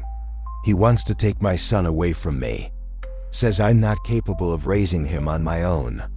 Rachel felt a pang in her chest. Custody cases were always emotionally charged, but there was something about Laura's fragility that made this one especially difficult to hear. Has he made any specific accusations against you? Anything he's using to argue his case? Rachel asked, trying to gather more details. He's saying I don't have the financial means to care for our son, Lavra answered, her voice trembling. That my job isn't enough, that our son would have a better life with him. I work as a waitress, and yes, it's tight sometimes. But I give everything I have to my son. I can't lose him. Rachel nodded, understanding the situation. It was the kind of case where the financial power of one party could unfairly tip the scales, and that infuriated her. She knew this would be a tough battle, especially if the father was willing to throw a lot of money at lawyers to win custody. I understand, Lavra. We're going to fight this. You have every right to keep your son, and the court must consider much more than just your financial situation. Lavra nodded slowly, but her hesitation remained. Do you think we have a chance? I know he's influential. He'll do anything to prove I'm not good enough. Rachel looked directly into Laura's eyes, her voice firm and full of resolve. We'll do everything we can to make sure the court sees who you really are and how much you love your son. Don't worry, Lavra. You're not alone. Lavra clasped her hands together, visibly moved by the unexpected support. Thank you, she whispered. Before Rachel could continue discussing the details of the case, the cafe door opened again. Rachel knew, even before looking, that it was Ethan. He had a way of filling the room with his presence, making it impossible to ignore him. Ethan walked over to the counter, his eyes briefly scanning Lavra before landing on Rachel. Are you busy? He asked, his tone sounding casual, but Rachel knew better. He was assessing the situation, trying to figure out what was going on. Actually, yes, Rachel replied, glancing at Lavra and then back at Ethan. I'm helping Lavra with a complicated custody case. She could lose her son if we don't build a solid defense. Ethan let out a slight sigh, shaking his head thoughtfully. These cases are delicate. If the father has the resources you're saying, this will be a tough fight. Rachel could already feel the skepticism in Ethan's tone, but before she could respond, Lavra spoke up, almost in a desperate outburst. I know it will be hard. He's influential and he has powerful lawyers, but he doesn't love our son the way I do. He just wants custody out of pride. There was a tense silence, and Rachel knew she needed Ethan's help, despite knowing how much he hated getting involved in emotionally charged cases like this one. He preferred the cold logic of contracts and clauses, but Rachel also knew that deep down, Ethan cared. She just had to convince him of that. I know you think cases like this are complicated, Ethan, but I need your help. You have experience with delicate matters like this. We can build a solid argument, show that Lavra is the best person to care for her son. We need you. Ethan crossed his arms, looking at Rachel as if he were weighing her request. Rachel, you know these cases are rarely won when the other side has so much power and influence. I don't want you getting into this with high hopes only to be let down. Before Rachel could respond, Sarah's voice suddenly cut through the air. She had entered the cafe quietly and had overheard part of the conversation. Look, if there's one thing I've learned from you two, it's that with enough coffee and drama, anything is possible. Sarah struck an exaggerated pose, crossing her arms like Ethan, with a cynical and disinterested expression. I'm Ethan. Nothing ever works, and the system is trash. Rachel couldn't help but burst out laughing at Sarah's perfect imitation. Even Ethan smiled, though he was clearly trying to maintain his serious demeanor. "Okay, very funny," he said, unwilling to fully commit to the joke. Sarah kept going, undeterred. "But seriously, Ethan, Rachel is asking for your help. You can't always be the guy who stands on the sidelines and says it won't work. Sometimes, you have to get in the fight." Ethan looked at Sarah, then at Rachel, and finally at Lavra, who watched the exchange with hopeful but silent eyes. He let out a long sigh, as if surrendering to the situation. "All right," he said finally, raising his hands in a gesture of defeat. "I'll help. But you both need to be prepared for the fact that this won't be easy, and it might not end the way we hope." Rachel smiled, feeling a wave of relief and gratitude. "Thank you, Ethan. That's all I needed to hear." Ethan nodded, though his expression remained skeptical. He pulled up a chair and sat at the table, picking up the documents Rachel had left there. "Let's get started then. I need to know all the details about the case, especially what the father might use against her." Lavra, more at ease now that she had a team by her side, began recounting the details Ethan had asked for. Rachel, while concerned about the challenges ahead, felt strengthened by Ethan's presence. He might be cynical, but when he committed to something, he was brilliant. As the cafe began to empty out and the night approached, the group continued working on Laura's case, discussing strategies and preparing for the fight to come. Sarah, always the comic relief, made occasional jokes to keep the mood light, but Rachel knew the situation was serious. When they finally wrapped up the meeting, Lavra thanked them all with teary eyes, saying that for the first time in a long while, she felt hopeful. After she left, the cafe settled into a quiet stillness. Rachel looked over at Ethan, who seemed lost in thought. "Thank you again for helping, even if you don't believe in it as much as I do." Ethan gave a small side smile, one that carried more meaning than he let on. "It's not that I don't believe, Rachel. It's that I've seen the worst side of the system. But you always remind me that there's still a chance to change it, even if I don't like admitting it." Rachel smiled back, knowing there was much more behind that sentence than just the words themselves. Their relationship, though complicated, was beginning to take on a new and deeper shape. As the cafe lights dimmed and the day came to a close, Rachel felt that somehow, the path she and Ethan were walking together still had much more ahead. The Justice Cafe was quieter than usual that morning.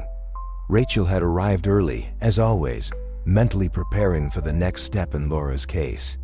The battle for Laura's child custody was proving to be more complicated than Rachel had imagined, and the pressure was starting to weigh on her. But now, with Ethan on board, she felt they had a better chance of success. Even though he was reluctant, he was actively helping, and somehow, that brought new energy to the case. As she reviewed some documents and thought about the best approach for the upcoming hearing, the sound of the cafe door opening interrupted her thoughts. She looked up and, as expected, saw Ethan entering with a slightly tired expression, but the same firm posture as always. He nodded lightly, heading straight to the counter to grab a coffee before sitting beside her, spreading his own papers across the table. "How's the preparation going?" he asked, taking a sip of the freshly brewed coffee. Rachel sighed, organizing her thoughts before responding. "We're almost ready, but I feel like something's missing. Laura's child's father's lawyer is going to come at us hard. I can already see them focusing on her financial situation and trying to paint her as incapable of supporting her child." Ethan nodded, resting his elbow on the table and looking at the scattered documents. That was expected. They'll want to show that the father has more stability, more money, and that this equals a better life for the child. Rachel grimaced. "That's what bothers me. As if love and dedication mean nothing compared to money. The father is just using the boy like a chess piece." Ethan observed her for a moment, seeing how much she cared about the case. "Rachel, you're right, but the system sometimes only focuses on what can be measured, money, home, material stability. We need to find a way to change that narrative, show that Lavra, despite her struggles, offers something that money can't buy. Rachel agreed, but the discomfort remained. She knew they had a good chance, but she also understood that the court might lean towards the more practical side, and not necessarily the fairest one. As she looked over the documents, something began to bother her. There was more to this story that could be explored, something they hadn't yet considered. "Ethan," she began, not taking her eyes off the papers, "is there a loophole we can use? Something their lawyer might have overlooked?" Ethan, who had been mechanically reviewing the documents, paused for a moment. He furrowed his brow and grabbed one of the papers, detailing Laura's relationship with the child's father. He carefully examined one of the clauses in the previous custody agreement they had made. "Wait a second," he said, his voice becoming more alert. "There's something here." Rachel immediately leaned towards him, curious. "What is it?" Ethan pointed to a line in the document. "The custody agreement they signed 2 years ago. It mentions that any substantial change in one parent's situation must be reported to the court before any request for a custody review. The child's father changed jobs recently, right?" Rachel remained quiet for a second, processing what he had just said. "Yes, he did. He now works for a company in another city, which means he would have to move if he won custody." Ethan nodded, his eyes still fixed on the document. "And he didn't mention this in the custody request.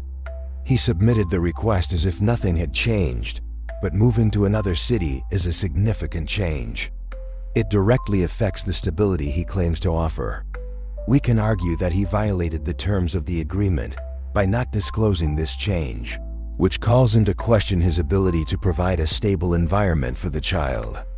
Rachel smiled, feeling a wave of excitement as she realized the loophole Ethan had found. "This is perfect. We can use this to show that he's not as stable as he seems, and that Lavra offers a more consistent life." Ethan gave a slight smile, pleased with the discovery, but keeping his pragmatic tone. "It might not be the final blow, but it's a good weapon. They weren't expecting this, so it could give us an advantage." Rachel looked at Ethan, impressed with how quickly he had found that loophole. She knew he was good at what he did, but she sometimes forgot just how brilliant he could be when he truly got involved in a case. "You know, you could be an excellent family lawyer if you wanted to," she said, jokingly but with sincerity. Ethan chuckled softly, shaking his head. "I'll leave that part to you. I prefer contracts and corporate fraud, where emotions aren't involved." "Oh, right. Because you don't like dealing with emotions, do you?" Rachel teased, raising an eyebrow. He shrugged, still smiling. "Exactly. Emotions make things complicated." Rachel rolled her eyes but couldn't help smiling.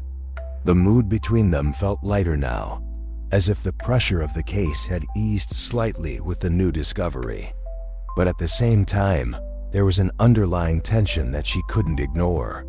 The way Ethan looked at her sometimes, or how he always seemed to show up when she needed him most. It was hard to tell if he did it out of habit or if there was something more. As they organized the documents to prepare for the next stage of the case, the banter between them began to flow more naturally. Ethan, always with his calculated skepticism, found ways to criticize even the smallest details, and Rachel, in turn, teased him whenever he was being too stubborn. "You have an interesting way of complicating simple things," Rachel said, teasing as he analyzed one of the clauses she was trying to use in the defense. Ethan glanced at her sideways, a sarcastic smile on his face. "I'm just trying to prevent you from using something that could backfire in court. Sometimes less is more, you know?" "Oh right, less is more," she repeated, imitating his tone. "You and your practical view of life. Have you ever taken a risk without being 100% sure it would work out?" Ethan remained silent for a moment, as if pondering the question. "Maybe," he finally said, his tone a little softer, "but I prefer to minimize risks whenever I can." Rachel looked at him for a second longer. Realizing that behind Ethan's controlled facade, there was a hesitation she was beginning to understand better. He protected himself, just as he protected others, avoiding exposing himself to anything that might hurt him, and in a way that made him seem even more human to her. "Well, sometimes it's worth taking the risk," she said softly, her eyes meeting his. Ethan didn't respond immediately, but the silence between them spoke more than any words could. The look they shared was filled with a tension that, until then, had been carefully hidden behind the banter and the work. The sound of the cafe's door opening broke the moment. Sarah entered, carrying a large bag and a huge smile on her face, as if she were about to save the day. "Hey guys, ready to face the courtroom and defeat the evil rich dad?" Ethan let out a low chuckle, relaxing a bit with Sarah's arrival. "Always with the exaggerations, Sarah." Sarah shrugged and walked over, pulling up a chair and sitting beside them. "Exaggerations? I'm here to bring the final touch of positive energy to the case. You need me." Rachel laughed, grateful for the lightness Sarah always brought. "Well, you always know how to lighten the mood." Sarah looked at the two of them with a suspicious expression. I think the mood here was a little different before I arrived, wasn't it? Something I missed?" Rachel blushed slightly, looking away, but Ethan remained impassive, though she knew he had noticed it too. "Nothing you missed, Sarah," he said casually. "We're just wrapping up the details." Sarah raised her hands in mock surrender. All right, I'm just here to help." The rest of the time was spent making final revisions to the case. Sarah, as always, brought her humor to the process, but the focus remained on ensuring everything was perfect for the hearing. The loophole Ethan had found would be their trump card, and Rachel knew that, with it, they had a real chance of turning the case in Laura's favor. When they finally finished, Ethan stood up, stretching slightly. "I think we're ready. Let's see if we can surprise the other side." Rachel nodded, feeling a mix of anxiety and confidence. "Thank you, Ethan, really."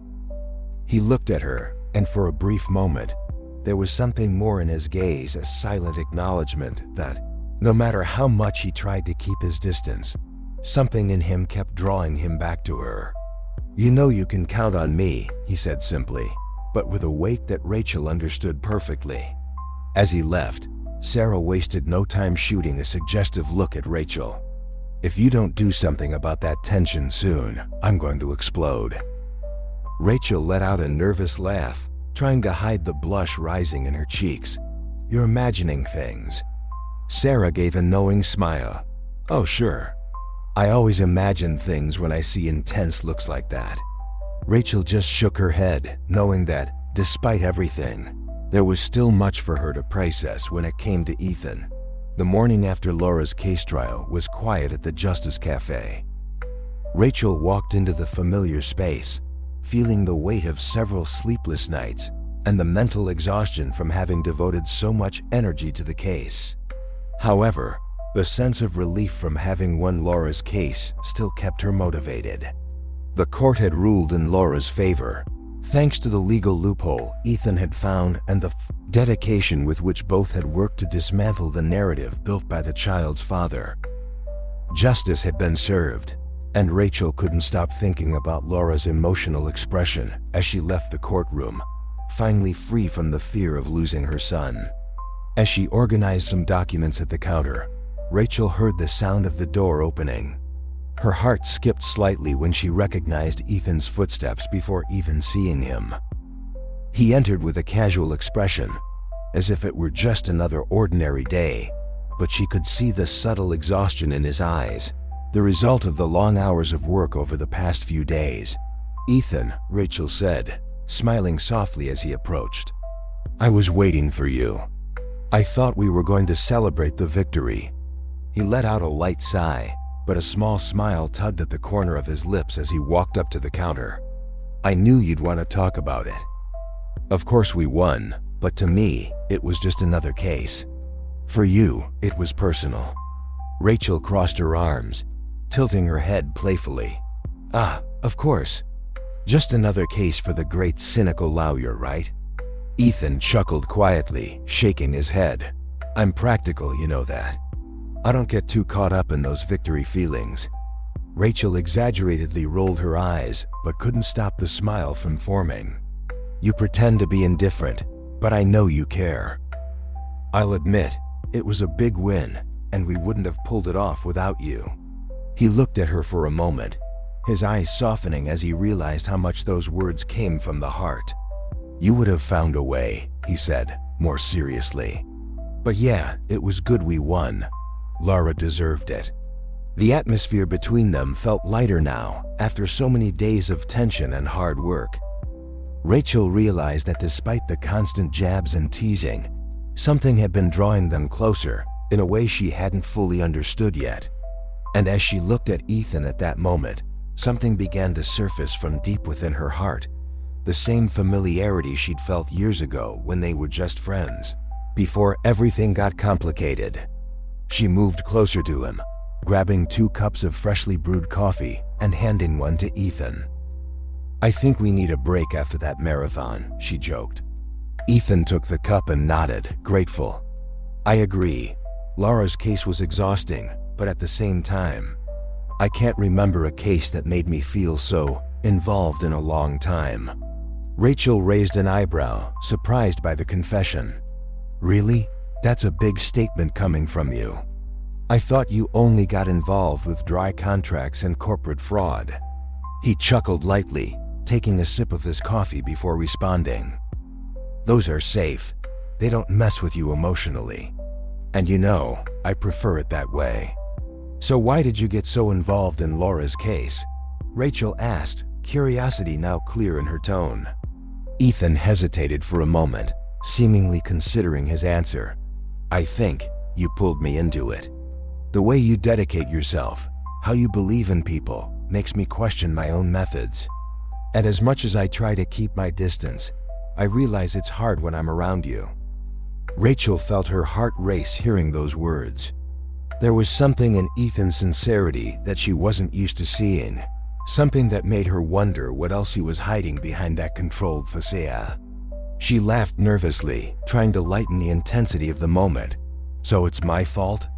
I dragged you into the emotional side of life?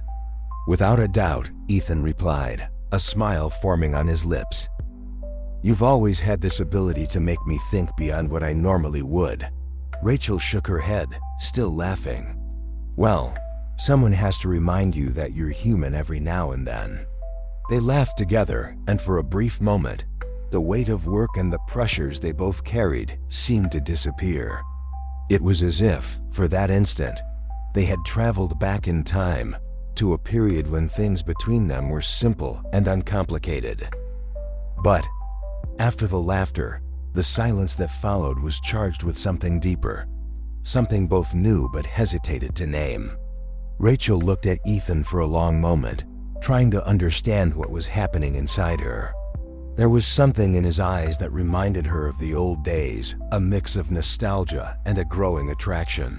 She wasn't sure how to handle. Do you remember when we started law school? Rachel asked, almost without thinking. Everything seemed so clear back then. We both had such solid plans. And now, well, now everything's more complicated. Ethan looked at her, his eyes darkening slightly with the memory. I remember, you were the most determined student in the class. No one could stop you once you set your mind on something. I'm still like that, you know?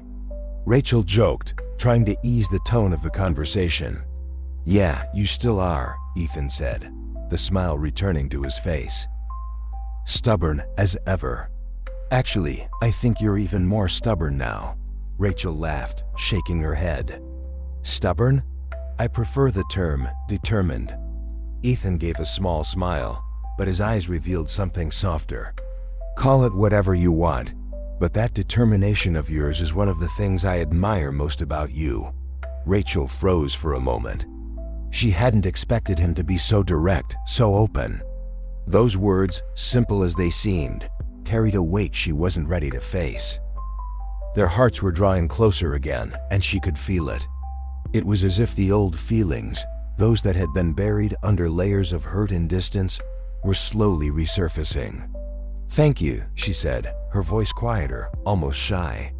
"It means a lot to hear that from you." Ethan watched her face for a moment, and the silence that followed was filled with a tension almost palpable. Both knew what was happening, but neither seemed willing to take the next step. There was a thin line between the past they shared and the present they were building, and crossing it could change everything. "I always knew you'd be someone who would change things," Ethan said, breaking the silence. "In law school, you had this drive to do good, to fight for justice in a way I never could." Rachel smiled softly, touched by his words. "You wanted to change things too, Ethan, but the system broke you, and that pushed you away from who you were." He looked away, clearly uncomfortable with the mention of his past. "Yeah, maybe, but you never lost that part of you, and that's what makes you so different." Rachel didn't know how to respond. The vulnerability Ethan was showing left her speechless. She had always known he was more than the cold facade he presented to the world, but hearing those words directly from him left her even more confused about her feelings. The silence that followed was deep, but not uncomfortable. They sat next to each other, not needing to say anything else. There was a connection between them, one that, despite the years of separation and hurt, still pulsed with strength. Both knew something was changing, but perhaps neither was ready to admit what it was. Rachel finally broke the silence with a light laugh, trying to ease the intensity of the moment. "You know what's funny? I never imagined we'd be here at the Justice Cafe after everything that happened. And honestly, it's the last thing I expected when I started this." Ethan chuckled softly. "Yeah, who would have thought I'd be here helping you fight for lost causes instead of multi-million-dollar contracts?" Rachel shook her head, smiling. "Well, I wouldn't call them lost causes, just difficult." He glanced at her, smiling too. "You've always been too optimistic." "Someone has to be," Rachel replied, laughing. "You do enough being the cynic of the story." And then, once again, silence settled in. But this time, it was a comfortable silence, as if both were exactly where they were supposed to be. Rachel realized in that moment that the path she was walking with Ethan was deeper than she had imagined. And for the first time, she didn't feel scared by it. There was a lightness, a quiet affection that filled the space between them. The usual calm of the Justice Cafe, which had become routine for Rachel, was abruptly interrupted. The normal flow of customers and the familiar hum of the coffee machine in the background no longer seemed enough to dispel the growing sense that something was wrong. Since the more intimate conversation she had with Ethan a few days ago, she had noticed he had become more distant, though she couldn't quite explain the sudden change. Now, something more concrete had emerged, a rumor about the building being sold. Rachel was organizing some papers when Sarah walked into the cafe with her typical light energy. But unlike usual, Sarah wasn't smiling. She approached with a serious expression, something rare for her, and Rachel felt her stomach tighten before she even heard what was coming. "Rachel," Sarah began, her voice lower than usual, "there's something you need to know. And I'm not sure how to tell you this." Rachel, already sensing bad news, dropped what she was doing and looked directly at her friend. "What is it? Did something happen with Ethan?" Sarah grimaced, hesitating for a moment, then blurted it out. "Ethan is considering selling the building. I heard he received a really good offer from a group of investors." The news hit Rachel like a punch to the stomach. "Selling the building?" She repeated in shock. "But that means the cafe, everything could end." Sarah nodded, her expression showing she was also uncomfortable with the situation. "Yeah, if he sells, the new owners might want to rate or raise rents. The Justice Cafe could be one of the first things to go." Rachel felt the anger start to rise. How could Ethan even consider this without talking to her? They had been working together, sharing more personal moments, and he hadn't mentioned anything about selling the building. Disappointment and resentment swelled inside her. "He didn't even tell me," Rachel said, her voice hardening. "How could he do this? After everything we've been through. I thought he was committed to what we're building here." Sarah sighed, clearly trying to soften the blow. "Look, I know it feels like a betrayal, but he's probably dealing with his own pressures. Who knows? Maybe he's struggling with the decision. Ethan's never been the type to easily share what he's feeling, you know that." Rachel remained silent, the frustration bubbling in her chest. It was true that Ethan was reserved, but this felt personal.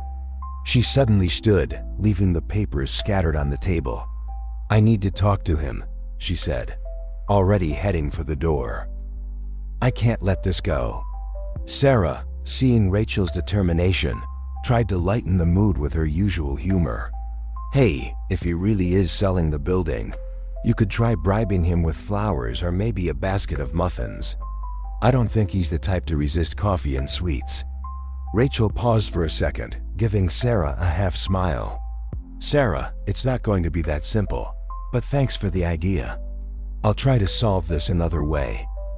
Without waiting for more responses, Rachel left the cafe, heading straight for Ethan's office. Her heart raced, and the growing frustration made her hands tremble slightly.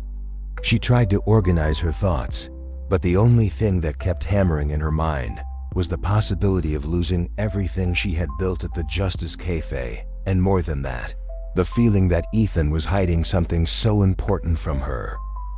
Arriving at Ethan's building, Rachel entered without hesitation, her mind swirling with Sarah's words. She quickly climbed the stairs and knocked on his office door, not giving him time to answer before opening it. Ethan was sitting at his desk, surrounded by documents, but immediately looked up when he saw Rachel storm in.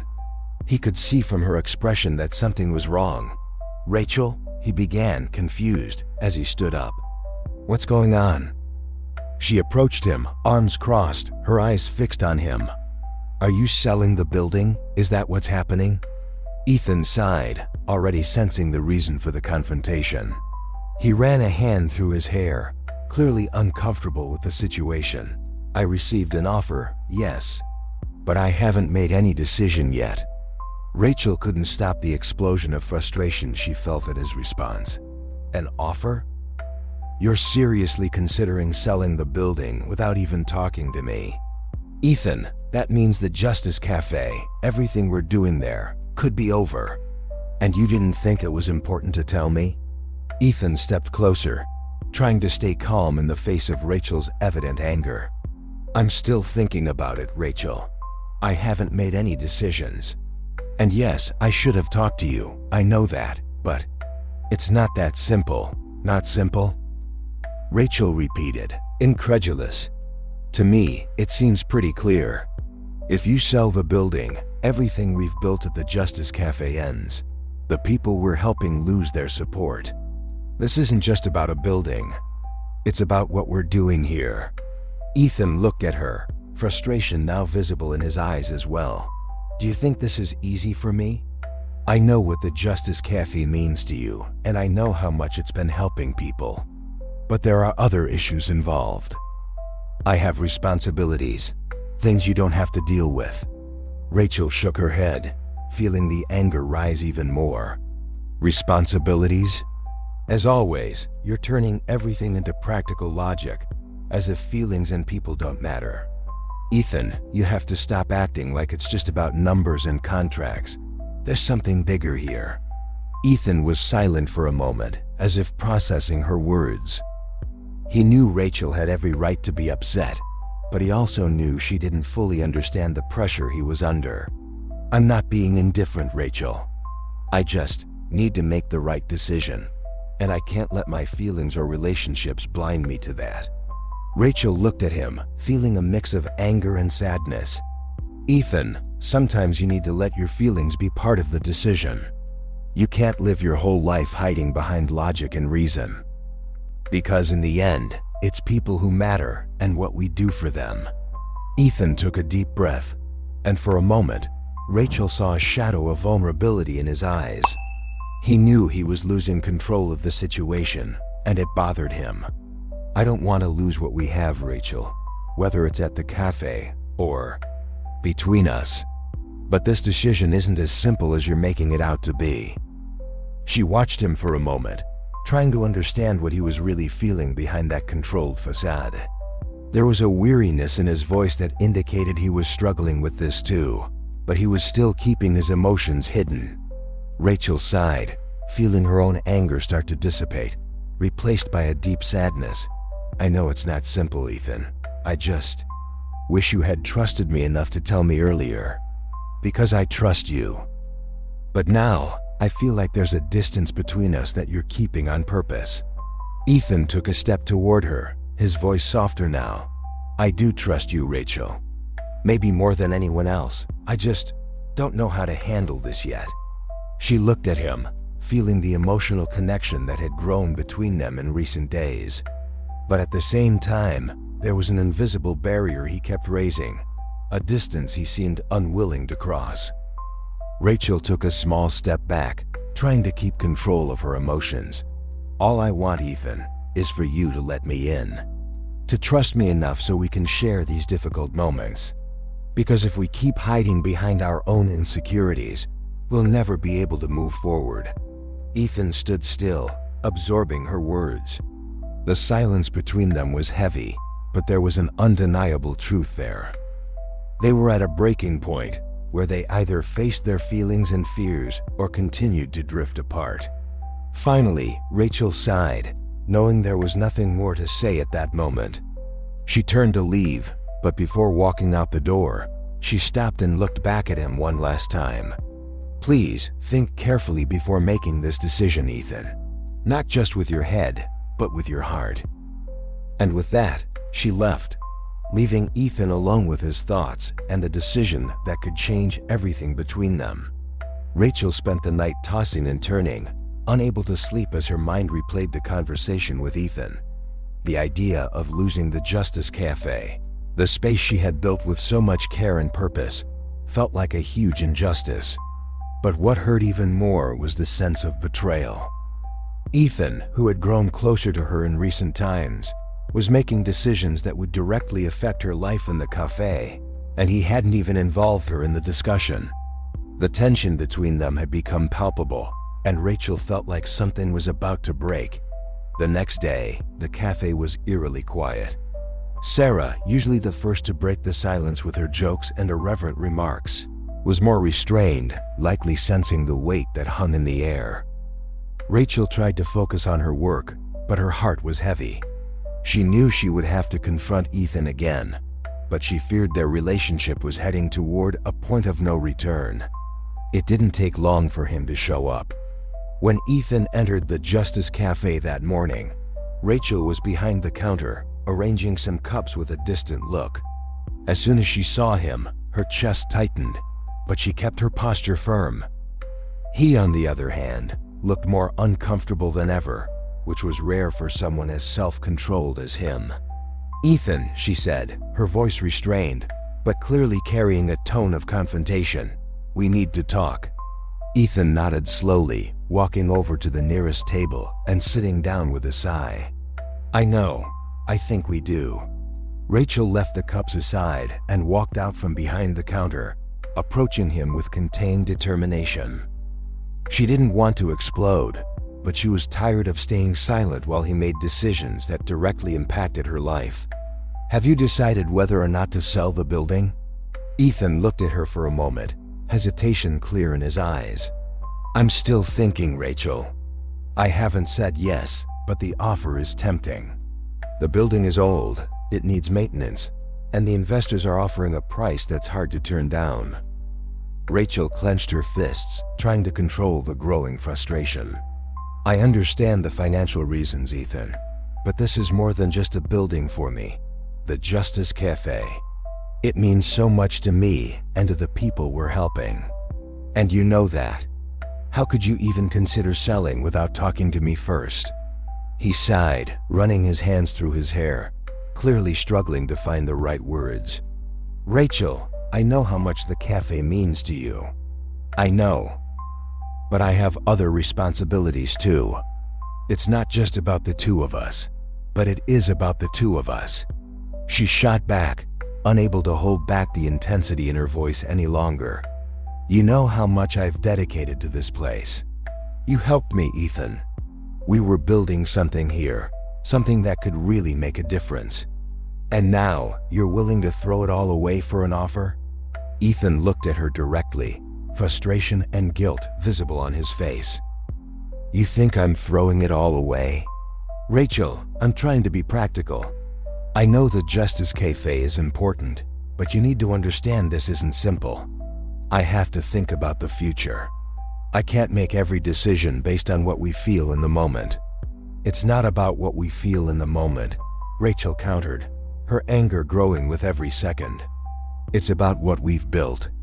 About the people who rely on this cafe for help. About the impact we're making.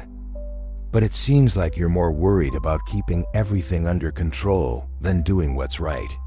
Before Ethan could respond, Sarah entered the cafe, interrupting the tense atmosphere with her usual chaotic energy. Okay, what's going on here?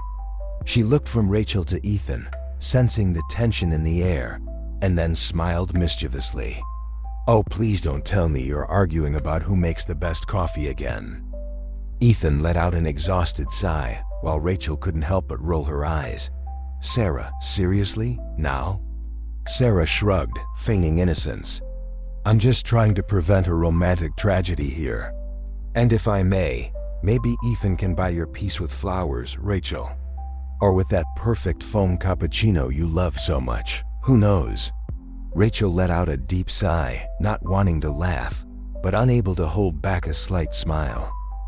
Sarah always had a special talent for disarming any heavy atmosphere, even if only for a second.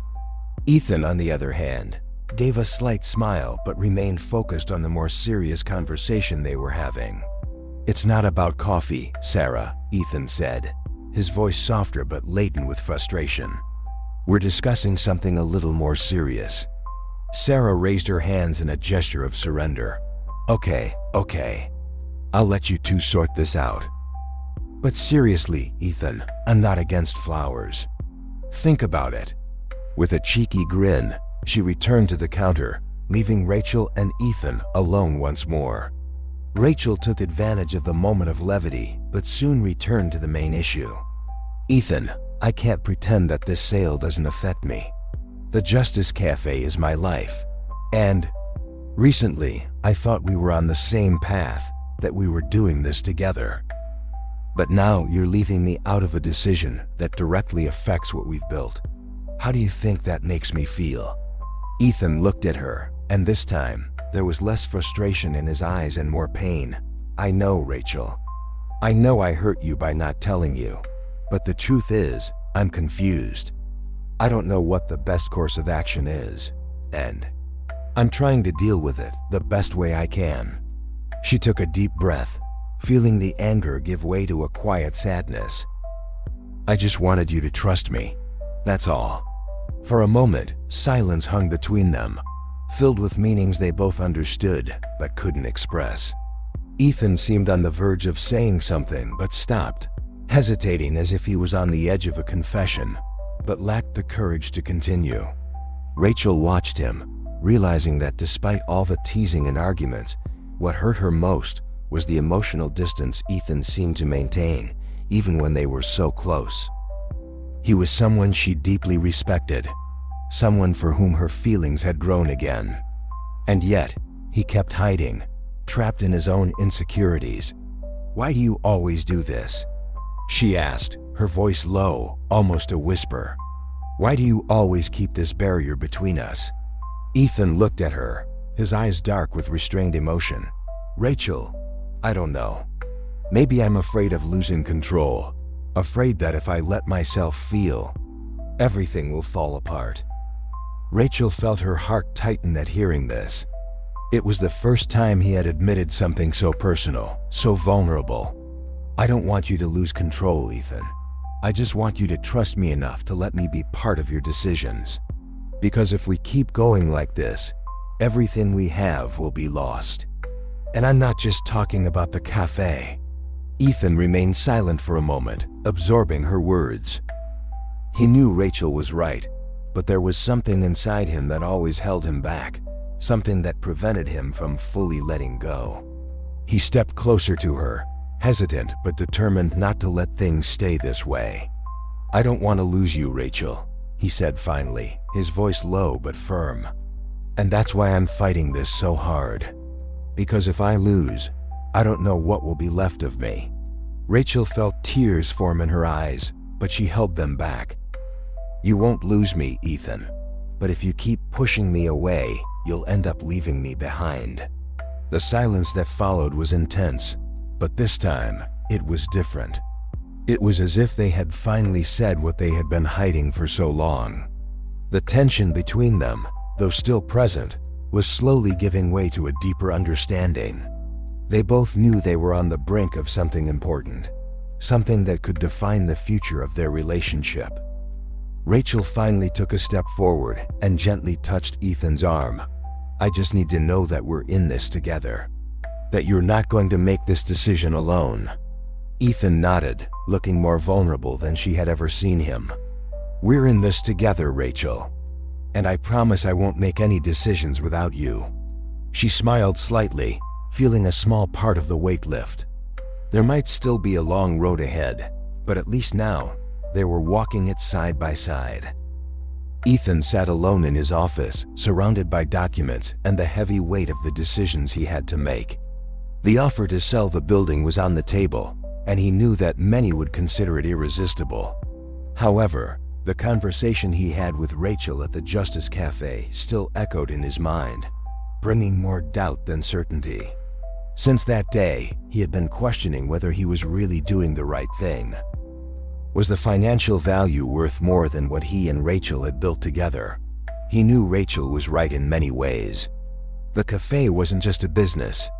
It was a place that impacted lives, offering more than just coffee and legal advice. The Justice Cafe had become a symbol of hope for so many people. But for Ethan, who was used to making decisions based on numbers and logic, emotions always seemed like a dangerous weakness. It was safer to follow reason. Still, he couldn't ignore the internal conflict. Since reconnecting with Rachel, his practical cold view of things had begun to unravel. The walls he had worked so hard to keep up were crumbling, and it made him uncomfortable. The door to the office creaked open, pulling him from his thoughts. Sarah entered with her usual casual energy, but there was a mischievous glint in her eyes that immediately made Ethan roll his own. "I knew I'd find you here," Sarah said, not even asking for permission before throwing herself into the chair opposite his desk.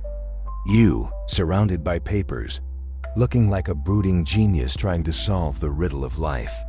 She smiled, leaning forward. "Let me guess. You're thinking about whether to sell the building or not, right?" Ethan let out a deep sigh, knowing that Sarah, as always, was right. "Yes, that's it. I have a lot to consider." Sarah chuckled softly. "You mean, I have a lot to complicate? Because let's be honest, Ethan, you complicate everything. And I'm not just talking about business." Ethan glanced at her sideways, knowing exactly where she was going. "Sarah, if you came here just to provoke me, you can go back to the cafe." "Oh, come on, because if I don't provoke you, who will?" She teased, but then her tone changed. "But seriously, you need to make a decision soon. I know the sale looks like an easy way out, but is it really what you want?"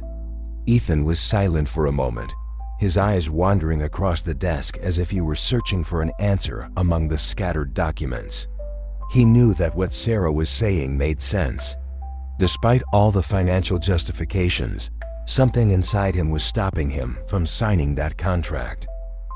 And the more he thought about it, the more he realized that the sale wasn't just about the building. It was about the future he and Rachel could have. "I don't know what I want," Ethan admitted, his voice low but sincere. "It's been so long since I've made decisions based on anything other than what's safest, what makes the most sense, that I don't know if I can see beyond that anymore." Sarah smiled, leaning further into the chair as if she had been waiting for that moment. Oh, so the great Ethan has doubts? Who would have thought? But you know what's funny? You always seem so certain of everything, so controlled. But deep down, you're a mess inside. Ethan laughed despite himself. Maybe I am. Of course you are, Sarah agreed, now more serious. You have this thing about wanting to control everything. But here's some news. You can't control your feelings, Ethan. And if you want my opinion, you're using this building sale as a way to avoid really matters. Ethan raised an eyebrow, suspicious. And what exactly would that be? Sarah rolled her eyes as if he had just asked the most obvious question in the world. Rachel, of course. You still have feelings for her, but you're so afraid of getting hurt again that you're hiding behind this sale. You think that if you sell the building, you can escape everything you're feeling. But guess what? You can't. You'll just ruin something you two built together.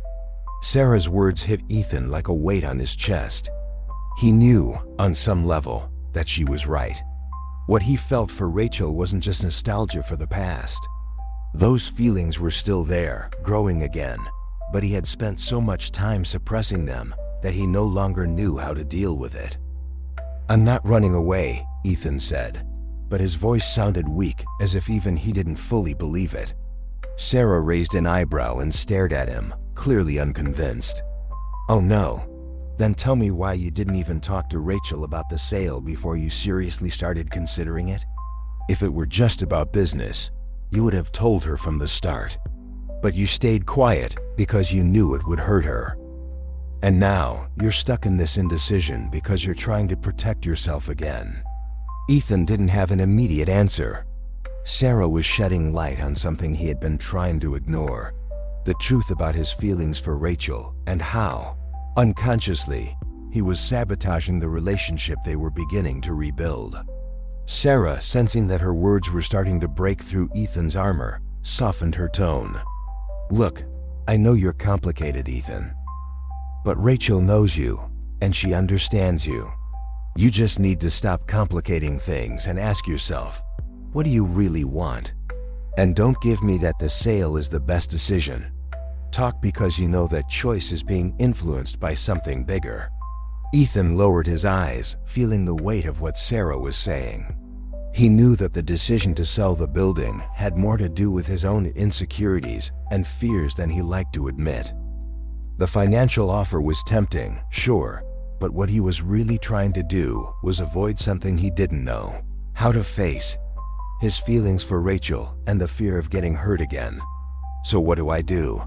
He asked, his voice lower than usual, as if he were finally ready to admit that he didn't have all the answers. Sarah smiled, but there was tenderness in her eyes. You talk to her. And be honest, really honest. Stop hiding behind the practical stuff and let her see what you're feeling. Because if you keep going like this, you're not only going to lose the building, you're going to lose Rachel. And I know that's something you really don't want. Ethan took a deep breath, feeling the weight of Sarah's words and the truth they carried. He had spent so much time avoiding his feelings that when he finally faced them, he didn't know how to handle it. And now, the only person who could help him figure it out was the same one he had been pushing away. Maybe you're right, he admitted, finally raising his eyes to Sarah. She laughed softly, a playful glint in her eyes. Of course I'm right. I always am. Now go do what you need to do before it's too late. Ethan smirked, but there was no irony this time. He knew Sarah was right. He needed to face his feelings and his decisions head on. It wasn't just about the building. It was about the future he wanted to build, with or without Rachel by his side. And for the first time in a long time, he was ready to let go of control and open himself to whatever might come. Later, Ethan returned to the Justice Cafe. The familiar atmosphere welcomed him with the smell of fresh coffee and the soft murmur of customer conversations. In the back, he saw Rachel working at the counter, focused on something she was organizing. His heart raced as he saw her, knowing that the decision he was about to make was even more significant than he had imagined. He approached slowly, his footsteps lightly echoing on the wooden floor. Rachel looked up when she sensed his presence, and for a brief moment, their expressions met in a silence full of tension. But this time, there was something different in Ethan's gaze, a determination mixed with a vulnerability he rarely showed. "We need to talk," he said, his voice firm but gentle. Rachel nodded slowly, setting aside what she was doing, preparing herself for whatever was to come. Ethan knew that this conversation would be decisive, not only for the future of the building, but also for what they were to each other. Rachel was at the Justice Cafe, organizing papers for a new case she had taken on. The daily routine helped keep her mind occupied, but inside, she was still unsettled. Since the last conversation with Ethan, something had been left hanging between them. There was more to be discussed, more to be revealed, and Rachel knew it. What she didn't know was whether she was ready to hear it. As she stacked the documents, the weight of uncertainty pressed on her thoughts. The potential sale of the building, what was happening between her and Ethan, and the walls he kept putting up, it all swirled together, creating a storm of emotions she could barely keep in check. The silence felt unbearable. It was in this state of tension that Sarah walked into the cafe, carrying an unusually serious expression. Her usual mischievous smile was gone, replaced by a look of concern that Rachel rarely saw on her friend's face. "Rachel," Sarah began, hesitating a little. "There's something you need to know about Ethan." Rachel frowned, already sensing that whatever Sarah had to say wouldn't be easy to hear. "What is it?" Sarah took a deep breath before continuing. "Remember when we talked about the scandal that made Ethan leave law? Well, I've heard some things, and I think you need to know the whole truth." Rachel stayed silent for a moment, absorbing Sarah's words. She had always known that Ethan's past was complicated, but she had sensed for a while that he was hiding something deeper. Now it seemed the veil was about to be lifted, and she wasn't sure how to feel about it. "Tell me what you found out," Rachel said, her voice steadier than she had expected. Sarah moved closer, sitting beside her at the counter. "It seems the scandal was much worse than he ever let on. Ethan was handling a fraud case against a powerful company, one with political connections and a lot of influence. He uncovered some serious wrongdoing, but someone on his own team was leaking information to the other side. That's when everything fell apart. He was accused of fabricating evidence to try to take the company down. In the end, he was cleared, but his career was destroyed. The company and the people behind it made sure his name would never be trusted in the legal world again." Rachel felt her chest tighten as she took in the full story. She had known Ethan had been treated unfairly, but now she understood just how deeply it had scarred him. He hadn't just lost his career. He had lost his trust in people, in the system he once valued so much. "So that's why he walked away," Rachel murmured, staring at the papers in front of her, but not really seeing them. "He was betrayed by the people who should have been on his side." Sarah nodded, her expression sympathetic. "Yeah, and it made him shut down. He's never wanted to get emotionally involved in anything big or with anyone who could hurt him again. He basically built walls around himself." Rachel sighed deeply, feeling a wave of sadness and understanding. Ethan had become the cynical, practical man she knew today because of what had happened. And while he was right to protect himself, she could see now how much he had been depriving himself of truly living. "I need to talk to him," Rachel said, suddenly standing with a renewed sense of determination. "I need to hear all of this from him." Sarah smiled, recognizing the resolve in her friend's eyes. "Go for it, Rachel. But just remember, he's stubborn. You're going to have to chip away at that tough exterior very carefully." Rachel nodded, grateful for Sarah's support, and headed for Ethan's office, her heart racing as she thought about how this conversation might change everything. Ethan's office was just as it always was, neatly organized, meticulous, as if every detail was under his control. When Rachel walked in, he was sitting at his desk, focused on some documents, but when he noticed her presence, he looked up. surprise and a hint of apprehension flashing in his eyes. "Rachel," he said, standing slowly. "Is something wrong?" Rachel closed the door behind her and took a deep breath before speaking. "I know what happened, Ethan. About the scandal. I know the truth now." Ethan's expression changed instantly. He tensed as if preparing for an internal battle. Rachel could see the old defense mechanism rise in his eyes, that barrier he always erected when he felt threatened. "Who told you?" he asked, his voice low, almost dark. "It doesn't matter who told me.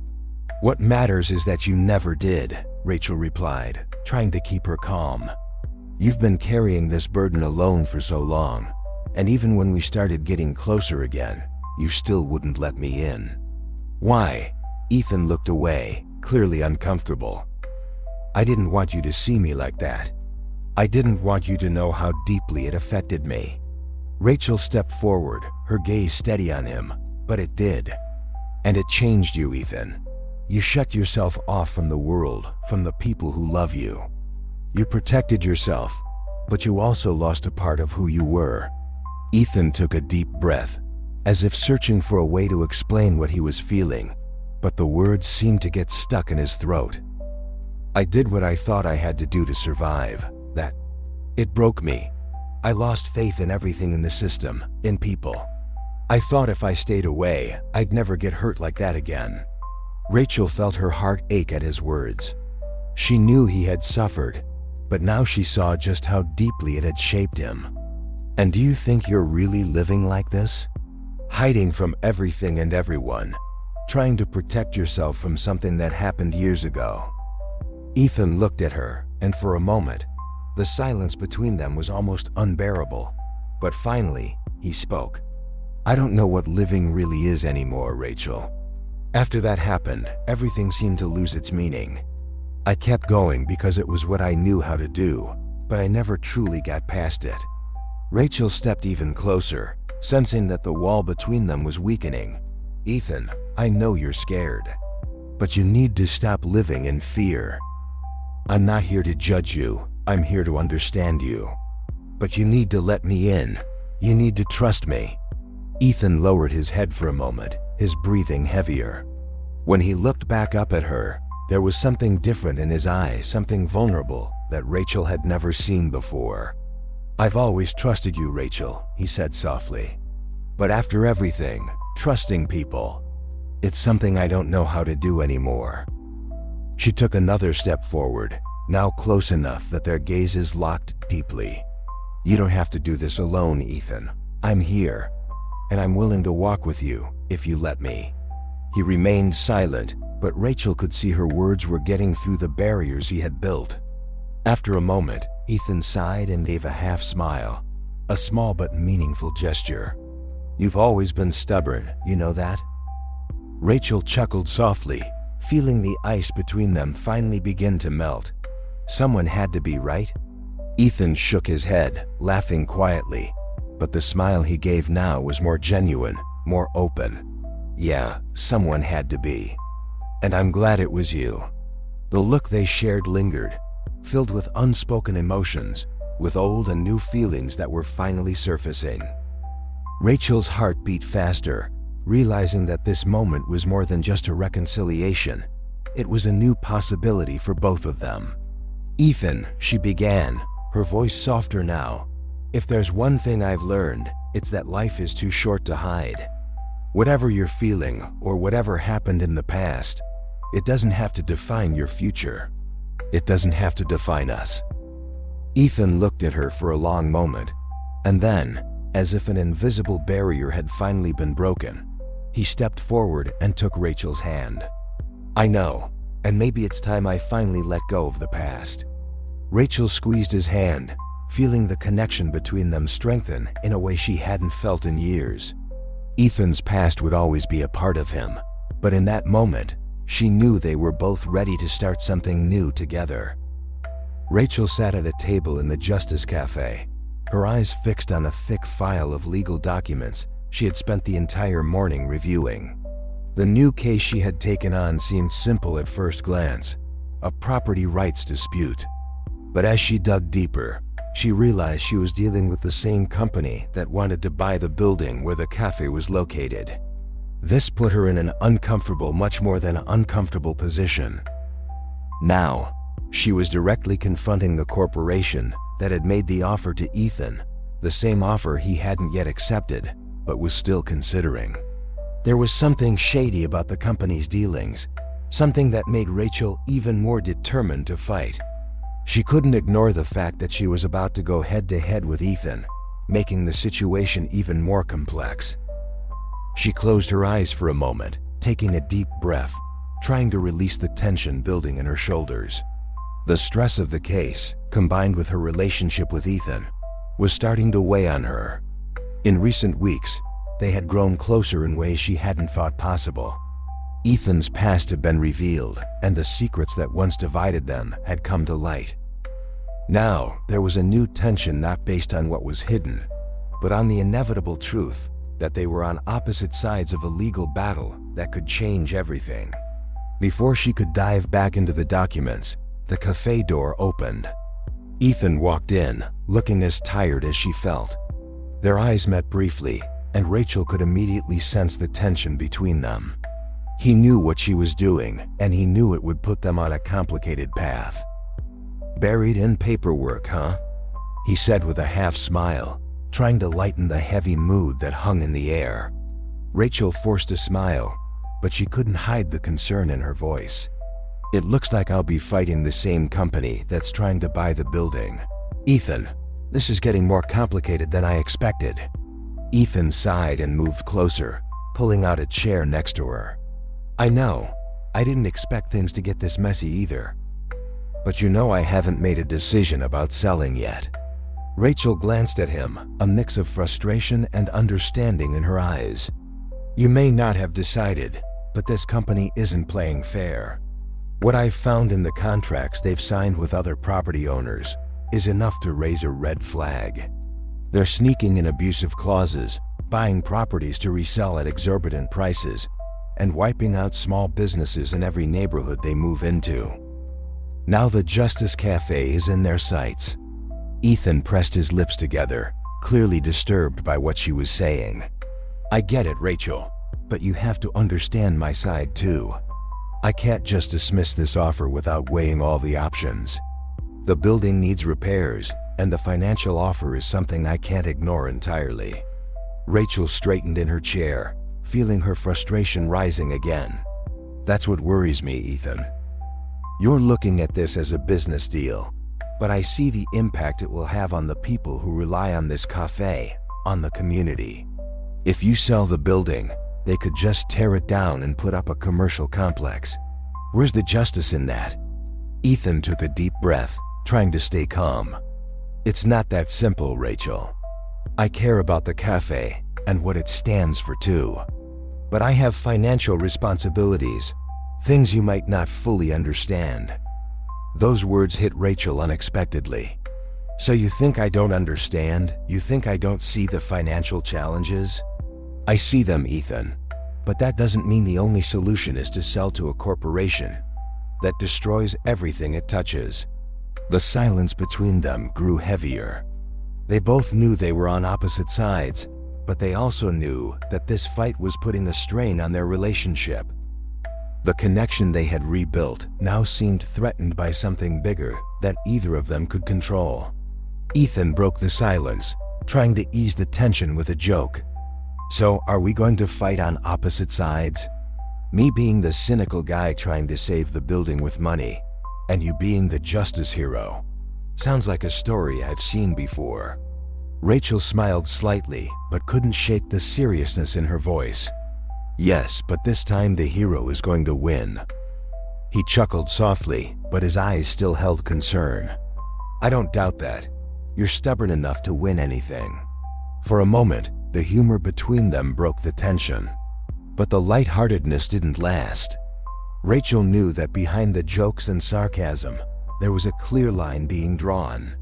She was determined to fight the company, and Ethan was torn between his financial responsibilities and what he knew was right. "I just hope," Rachel said, her tone more serious now, "that you don't let this corporation destroy what we've built here.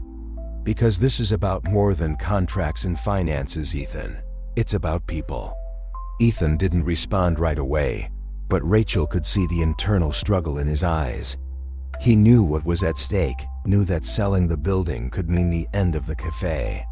But at the same time, something was holding him back from simply rejecting the offer. That dilemma was eating at him, and Rachel knew he was being pulled in two directions. "I know," he finally said, his voice softer, "and that's what's making me hesitate. But I can't make this decision based on emotions alone." Rachel sighed, frustrated, but she understood his position even if she didn't agree with it. "So that's it. We're on opposite sides. And may the best lawyer win." Ethan gave her a small, sad smile, but with a hint of acceptance. "It looks like we are. But I won't underestimate you, Rachel. I know you'll fight with everything you've got. Is that a compliment?" she asked, raising an eyebrow. "It's a fact," he replied, his smile now more genuine. Despite the momentary humor, the tension between them remained palpable. They both knew that what was coming wouldn't be easy and that the fight over the building and the cafe was just beginning. Ethan, despite trying to keep things light, knew that the stress of the case was starting to affect them in ways they hadn't anticipated. What once seemed like a practical decision now had deeply personal implications, putting their relationship at risk. Rachel, on the other hand, felt the weight of responsibility. She knew Ethan was in a tough spot, but she couldn't back down. Not when she knew there was a chance to save the Justice Cafe and everything it stood for. Even if that meant putting Ethan in the role of an adversary. In the days that followed, the tension continued to build. Rachel spent hours in the cafe, reviewing documents, preparing for the case. She barely saw Ethan, and when they did cross paths, their conversations were brief, filled with sarcasm or frustrated attempts to keep things civil. But the weight of what was at stake hung over both of them. Ethan, meanwhile, spent hours in his office, dealing with the sale proposal, trying to calculate costs, weigh the consequences. He knew Rachel was right in many ways, but he also knew the final decision wouldn't be easy. And the longer he delayed making a choice, the more the tension between them grew. Finally, one quiet afternoon, Rachel found herself alone in the cafe, reflecting on what was coming. The case was approaching fast, and she knew she would need all her strength to face it. But more than that, she knew the outcome of that trial could define the future between her and Ethan, both professionally and personally. She looked out the cafe window, watching people pass by on the street, and felt a pang of sadness at what was at risk. The Justice Cafe was more than just a building to her. It was a symbol of everything she believed in: justice, community, hope. And she couldn't let that be destroyed. When Ethan entered the cafe hours later, the silence between them was palpable. He watched her for a moment before approaching, clearly feeling the weight of the tension between them. "Rachel," he began, but paused, as if searching for the right words. She looked at him, her eyes filled with determination, but also with a sadness she couldn't fully hide. "I know what you're going to say, Ethan. But nothing will change the fact that I'm fighting for this. And I'm going to fight until the end." Ethan nodded, knowing that this time, there was no way around the confrontation. "I understand. I just hope that, in the end, we can find a solution that doesn't destroy us in the process." Rachel watched him for a moment, feeling the weight of his words. They were at a breaking point where any move could define their future. And for the first time, she wondered if they were ready for what was coming. The day of the trial arrived with a tension that hung over the Justice Cafe and everyone involved. Rachel sat in the courtroom, next to a pile of documents representing the tireless effort she had put into the case over the past few weeks. What was at stake was much more than just the building. It was the future of the Justice Cafe, the community it served, and in a way, her relationship with Ethan. The mere thought that he was on the other side, even if unintentionally, bothered her more than she wanted to admit. When Ethan entered the courtroom, the sound of his footsteps echoed through the silent room, And Rachel, without meaning to, turned her head to watch him. He was as elegant as ever, with a natural confidence he seemed to carry at all times. The tension between them was palpable, but there was also a silent understanding. They both knew that this moment was crucial. As much as they were on opposite sides, they would need to find a way to work together to achieve the best possible outcome. Ethan approached slowly, nodding slightly in greeting. "Are you ready?" he asked, his voice low but firm. Rachel looked at him for a moment before responding, trying to contain the wave of emotions running through her. "I am. And you?" He gave a half smile, the kind that always disarmed her, even in the most difficult moments. Always. Before the tension between them could grow, the judge entered the courtroom and everyone stood. When the trial began, Rachel threw herself into her presentation. She detailed the contractual abuses the corporation was trying to hide and made a clear argument about the devastating impact the sale would have on the local community, including the closure of small businesses like the Justice Cafe. She was in control, her speech firm and her presence commanding. The court listened attentively as she laid out the technical details, exposing the corporation's aggressive tactics. Ethan watched from his position, and even though they were technically on opposite sides, he couldn't help but admire the passion and determination with which Rachel fought. She had always been like that, even back in law school. When she took on a cause, no one was more dedicated. After Rachel finished her presentation, it was Ethan's turn. He stood slowly, adjusting his suit before walking to the center of the room. Rachel watched him with a mix of apprehension and curiosity. As much as she knew his potential, there was something about seeing Ethan in action in the courtroom that always impressed her. Ethan began speaking with the calm and clarity of someone who completely dominated the environment. He argued intelligently, highlighting points that Rachel knew would be difficult to refute. He used his usual charm, alternating between moments of seriousness and subtle touches of humor that even won over the judge. Despite the tension between them, Rachel couldn't help but smile slightly, watching him in action. Ethan was brilliant, and she knew it, even when he was on the opposing side. But, unlike what Rachel feared, Ethan wasn't there to undermine her case. He found ways to use his expertise to turn the tables against the corporation, exploring loopholes that Rachel hadn't considered. There was logic behind every argument he presented, but there was also something more, a lightness, as if he wasn't just proving his point, but also giving Rachel the chance to shine even brighter. In a way, it felt like they were working together, even without saying it out loud. At one point, Ethan used an analogy about contracts and promises that made the entire courtroom laugh. Even the judge cracked a discreet smile. Rachel, who had been tense until then, felt a laugh escape involuntarily. It was the first time in days that she had relaxed enough to let herself smile. As the trial progressed, it became clear to everyone that together, Ethan and Rachel were forming a powerful duo, even if not in the conventional sense. They complemented each other in an unexpected way, and the court noticed. When the last witness was heard, the judge announced that a decision would be made soon, but Rachel already felt they had managed to turn the tide. There was a sense of relief in the air. When the judge temporarily adjourned the session, the courtroom slowly emptied. Rachel and Ethan remained for a moment, just looking at each other. There was no need to say anything immediately. The silence between them spoke louder than any words. "You did well," Ethan finally said, with a soft smile. Rachel shrugged, but there was a glint of satisfaction in her eyes. "So did you. I didn't realize you were on my side." Ethan laughed softly, shaking his head. "Let's just say I was never entirely against you." For a moment, it was just the two of them. The tension, the conflict, all seemed to dissolve. Rachel couldn't help but feel how connected they were, even after all the obstacles they had faced. And Ethan, despite trying to keep his composure, knew that this moment marked something deeper. He was ready to admit that, even with all his pragmatism, there was something bigger at stake than just the case. Before the atmosphere could deepen further, the door to the room opened and Sarah walked in, beaming with her usual energy.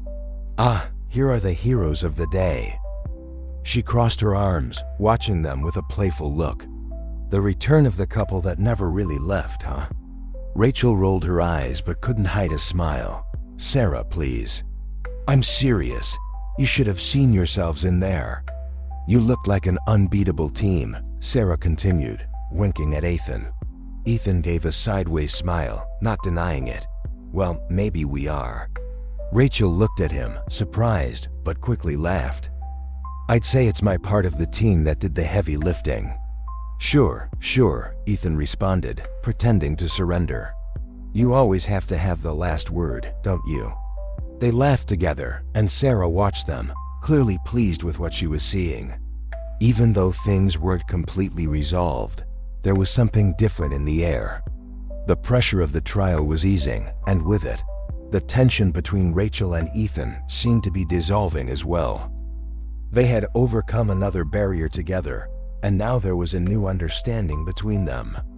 As the trio left the courthouse, the sun was beginning to set, casting a golden light over the bustling city streets. Rachel looked at the horizon, feeling a weight lift off her shoulders.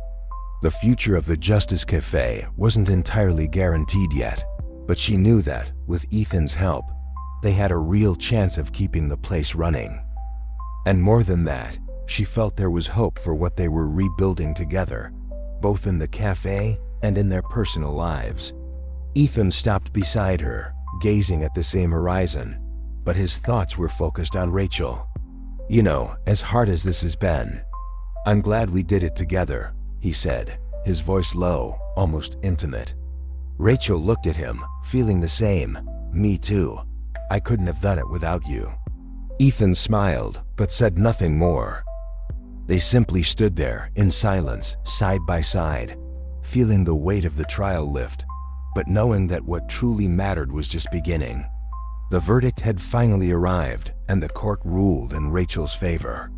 She had won the case, protecting the Justice Cafe and, by extension, the entire community around it. The victory, which should have brought a sense of relief and triumph, felt strangely hollow. While the people around her celebrated the result, Rachel couldn't shake the feeling that something was missing. Or more accurately, someone. Ethan was there, as always, maintaining a facade of support and professionalism, but the emotional distance between them was almost palpable.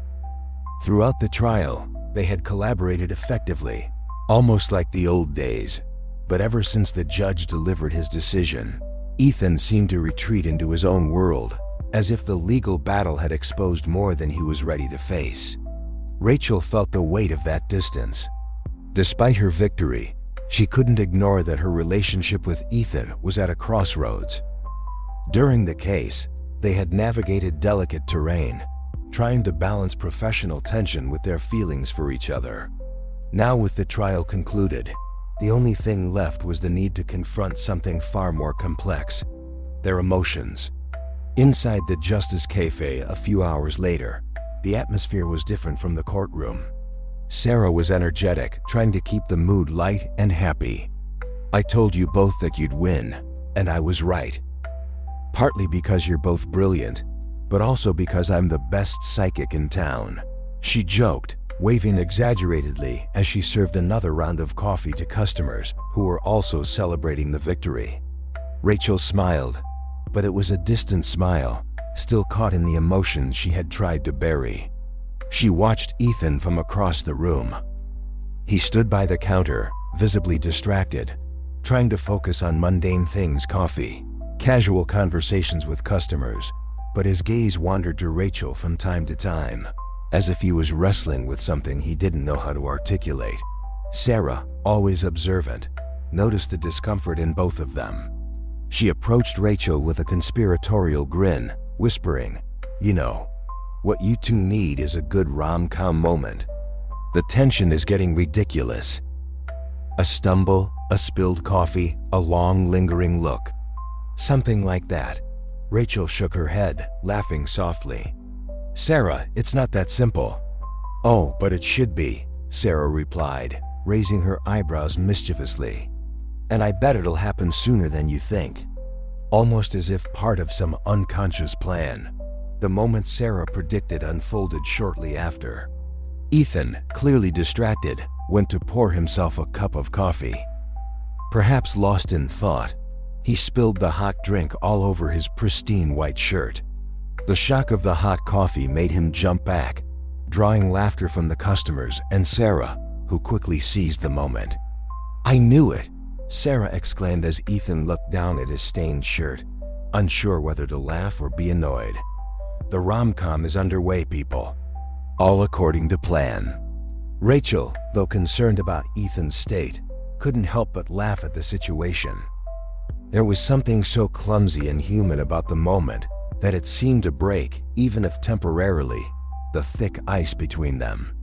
Ethan looked at Rachel, his face slightly flushed from embarrassment, but seeing her genuine smile, he laughed at himself. "That's what I get for trying to distract myself while thinking about, well, everything," he said with a sheepish smile. "Seems like I can't get anything right today." Rachel was still smiling, but the inner tension she felt hadn't entirely disappeared. The moment of levity helped, but it didn't solve the deeper issue between them. "Maybe you need a break," she suggested, trying to keep the tone light but with a sincere undertone. Ethan shook his head, still trying to wipe the coffee from his shirt. "Yeah, a break would be good. But I get the feeling a break won't solve what's really going on." Rachel bit her lip, the seriousness creeping back into the moment. She knew he was right.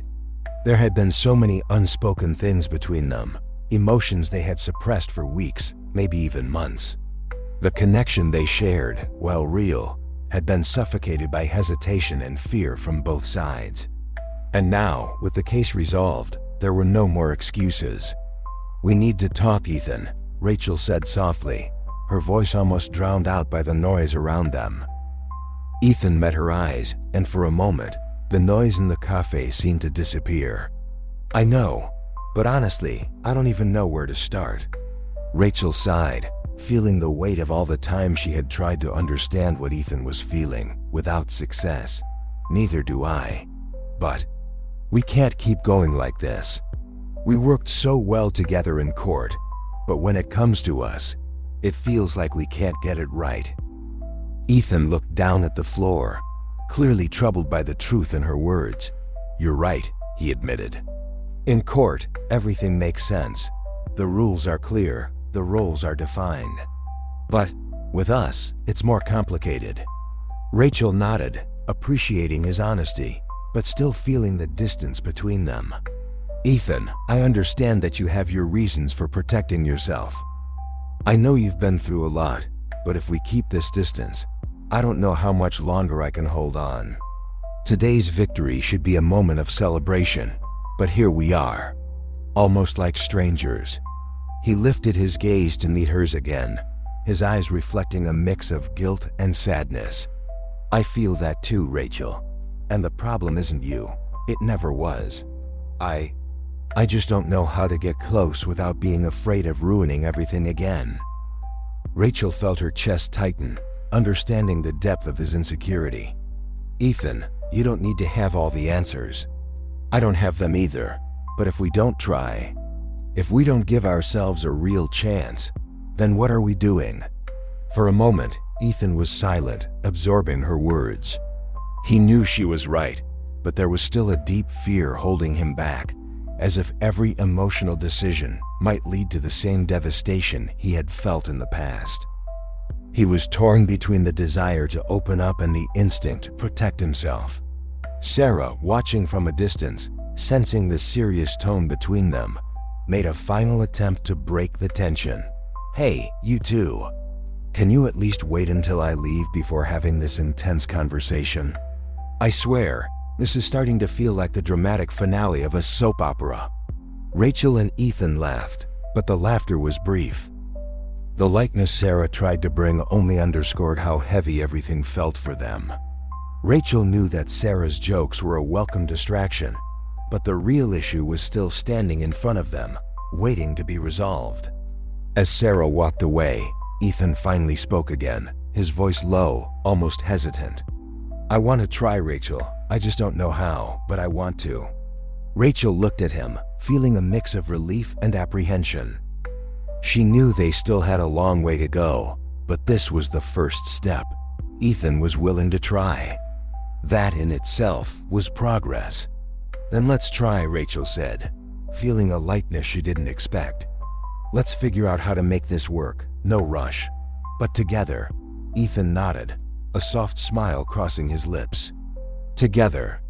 As the comfortable silence settled between them, Rachel knew that despite the difficulties, there was hope. The victory in court was important, but the real battle, the one that truly mattered, was just beginning. And this time, she knew they were both willing to fight for the same cause, each other. The silence in the Justice Cafe that night felt different. Rachel sat alone by the window, watching the city lights flicker outside. The victory in court had been significant, but the emptiness lingered. The emotional distance between her and Ethan, despite all the exchanged words, still weighed heavily on her heart. They had taken small steps toward each other, but the barrier between them seemed insurmountable, as if they were both standing on the edge of something greater, but lacked the courage to leap. The sound of the door opening pulled her from her thoughts. Ethan walked in slowly, his steps almost hesitant as he approached her. His eyes met hers from across the room, and Rachel saw something different in them. There was a vulnerability she rarely saw in him, an uncertainty that made him more human, more real. "Rachel," he began, stopping a few steps away. His voice was low, but there was a weight in his words, as though he had spent a long time reflecting on what he was about to say.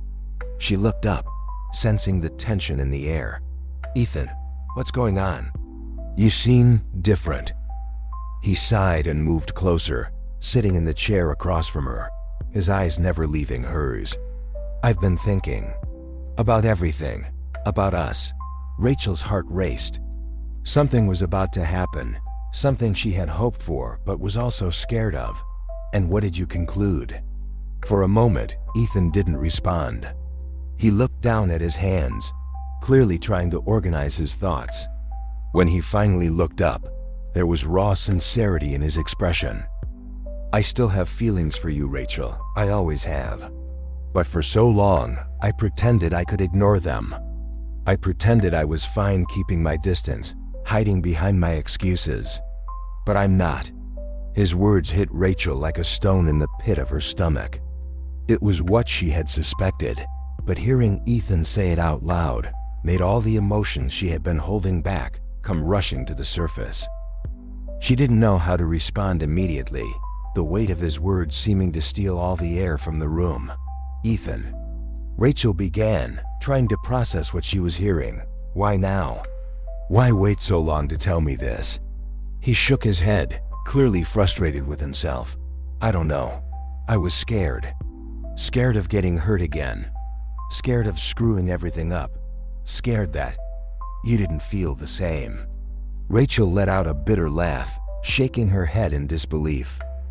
"You really thought I didn't feel the same, Ethan? I've been struggling with this since we reconnected. All this time, trying to figure out what you were thinking, if you still saw me the same way I see you. But you kept your distance, always hiding behind this facade of control." He closed his eyes for a moment, as if trying to shake off the weight of all the wrong decisions he had made. "I know, and I hate myself for it. Every time I tried to open up, something inside me told me to pull back, to not risk it. But now, I can't ignore it anymore." Rachel took a deep breath, trying to control the surge of emotions flooding through her. Why now? What changed? Ethan looked at her with an intensity she didn't expect. "You did. The way you fight, the way you care. How you never gave up on me, even when I gave you every reason to. You've always been stronger than me, Rachel. And I think I finally realized that I can't keep hiding. Not from you." His words hit her hard.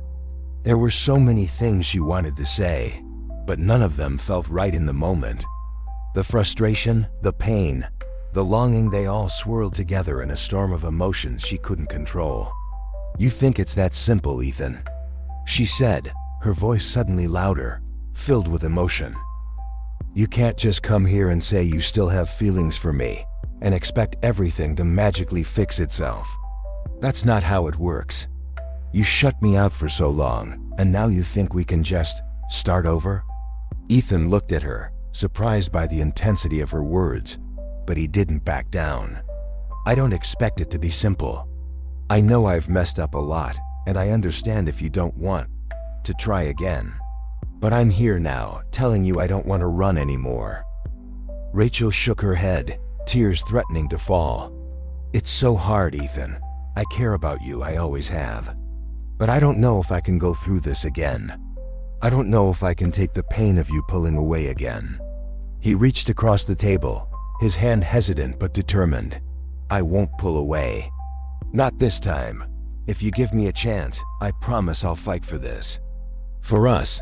Rachel looked at his hand, the warmth of it seeming to pulse toward her. For a moment, all she wanted was to reach out and take it, but there was so much at stake, so much fear of being hurt again. "And what if I get hurt again, Ethan? How can I trust you won't leave me behind?" He met her gaze, and this time, there was no hesitation. "I can't promise we'll never hurt each other, Rachel. But I can promise I'll be by your side, fighting for us, instead of running away."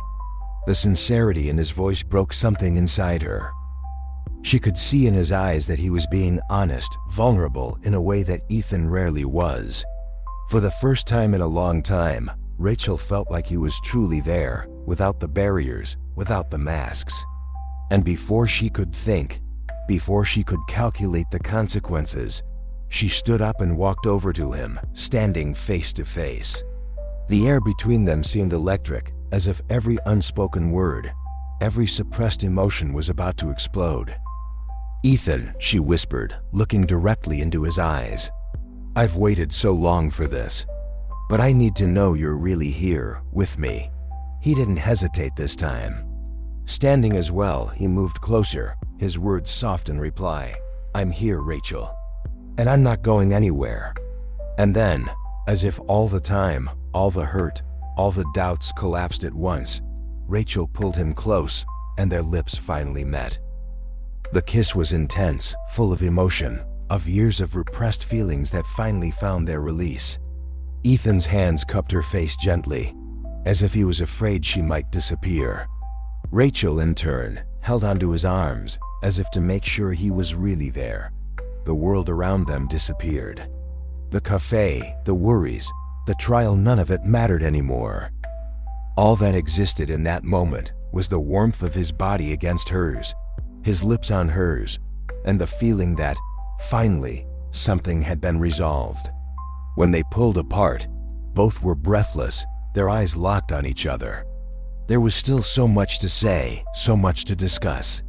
But in that moment, the only thing that mattered was that they had finally found their way back to each other. "And now?" Rachel whispered, still catching her breath. Ethan smiled, a genuine smile, free of all the masks he used to wear. "Now we start over, together," Rachel smiled back, feeling the weight of years of uncertainty lift. Together. The first rays of sunlight streamed through the windows of the Justice Cafe, filling the space with a warm, gentle glow. It was a new beginning, not just for the cafe, but for everything it represented. After the kiss the previous night, Rachel woke up with a sense of relief and excitement, something she hadn't felt in a long time. The weight of doubts, hesitation, and insecurities seemed to have finally lifted. Ethan was by her side, truly this time. When she arrived at the cafe that morning, the familiar smell of freshly brewed coffee greeted her, and the soft murmur of early customers filled the air. It felt like everything was lighter, clearer. The Justice Cafe, which had always been her safe haven, now seemed more alive than ever. And with Ethan, she knew something new was growing, a blend of love and partnership that brought them even closer. Ethan walked in a few minutes later, carrying a stack of documents, but with a relaxed smile Rachel rarely saw. "So, what do we have for today?" he asked, dropping the papers on the counter with a look that said he was ready for whatever challenge came next. Rachel raised an eyebrow, pretending to be surprised. "You? Here early? I'm impressed." Ethan shrugged, smiling. "I guess you've inspired me to be more punctual." Rachel laughed softly, appreciating the lightness of the moment. "Well, it's good to have you here.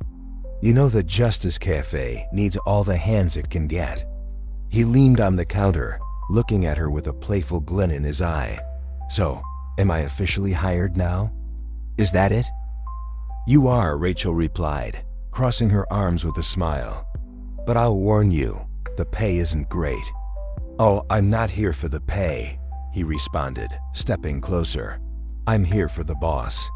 Rachel felt her face heat up slightly at his comment, but rolled her eyes, trying to keep the tone light. "The boss demands hard work, so you'd better be ready." Ethan laughed, but the look they shared carried more than their words revealed. There was a connection that grew stronger with each glance, each smile, each subtle gesture. After everything they had been through, it felt like they were finally finding a way to balance responsibility with affection, humor with seriousness. As the morning went on, they divided the tasks at the cafe. Rachel tended to the customers, while Ethan reviewed some documents related to the cafe's management and the small legal cases they still took on to help the local patrons. The atmosphere between them was relaxed, but there were small sparks of affection that surfaced in unexpected moments. At one point, as Ethan was reviewing contracts, Rachel passed behind him, her fingers brushing lightly across his shoulders, a simple gesture filled with intimacy.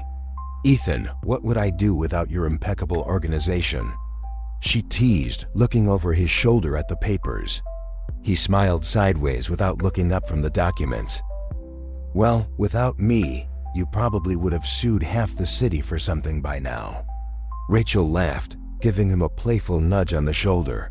"Exaggerator." "Realist," he corrected, still smiling. "But honestly, you'd be amazing, with or without me." The softness and sincerity in his voice took Rachel by surprise, and she paused for a moment, feeling the impact of his words. Ethan always had a way of surprising her, of making even the simplest moments feel significant. "Well, I'm glad I have you around then," she replied, her eyes meeting his. The brief silence between them was filled with meaning, but it was broken by Sarah, who burst into the cafe with her usual energy. "Ah, there are the lovebirds, working together and making the world a better place." Rachel rolled her eyes but couldn't help but smile. "Sarah, a little discretion please, we have customers." "Oh, relax," Sarah replied, grabbing a cup of coffee. "Everyone here already knows what's going on. You two were practically destined for this." To Rachel's surprise, Ethan laughed and looked at Sarah with a mischievous expression. "So it's true what they say, that everyone knew before we did?" Sarah put on a mock look of surprise. Of course, it was as obvious as the coffee being served every morning. Rachel shook her head, trying to keep her composure, but laughing at the situation. "Well, I hope it was a good distraction for you all." Sarah smiled, but her tone became a bit more serious. "Jokes aside, I'm really happy for you too, and I know I'm not the only one. The Justice Cafe is a place of hope for a lot of people, and seeing you both working together for something so important, well, it means a lot." Rachel was silent for a moment, touched by Sarah's words. The cafe was truly more than just a place to serve drinks and resolve legal problems. It was a symbol of something greater, a constant fight for justice, for community, for love. And now, with Ethan by her side, it felt like the Justice Cafe had even more strength to continue. As the day went on, Rachel and Ethan continued working together, the routine flowing so naturally that it felt like it had always been this way. The playful banter, the discreet affectionate gestures, and the genuine partnership made even the simplest tasks feel special. Rachel found herself smiling more than usual, And Ethan, in turn, seemed more relaxed, more present. At one calmer moment, when the cafe was almost empty, Ethan approached Rachel while she was organizing some papers at the counter. He stood beside her in silence for a moment, watching her as she worked. "I've been thinking," he began, his voice soft, "about everything that happened, about how I ended up here." Rachel looked at him, waiting for him to continue. "I always thought I needed to control everything, that if I let anything slip out of place, things would fall apart. But you showed me that. Sometimes letting go of control is the best thing we can do. I never would have managed this on my own." Rachel smiled, touched by his words. "I think we're learning together, Ethan. I had to learn to let some things go too." He smiled back, a smile that carried the weight of everything they had been through, but also the lightness of a future full of possibilities. "I think we're doing pretty well." "Yeah," Rachel replied, her eyes bright. "We are." They stood there for a moment, side by side, looking out at the cafe they had fought so hard to protect. It was a moment of peace, of reconciliation, of understanding. The Justice Cafe would continue to be the heart of the community, but now it was also the symbol of the journey they had traveled together. As the day came to a close, the lights of the Justice Cafe began to turn off one by one, leaving only the soft glow of the streetlights illuminating the space. Rachel and Ethan stood outside, ready to lock up for the day. The gentle evening breeze brought a sense of renewal, as if the world was breathing with them. Ethan looked at Rachel, his eyes shining in the soft light. "You know, for all the obstacles we've faced, I don't think the future has ever looked so promising." Rachel smiled, feeling her heart warm, "Nor for me." And with that, they walked down the street together, side by side, ready to face whatever came next. The fight for justice and love would continue, but now they both knew they weren't alone in this journey.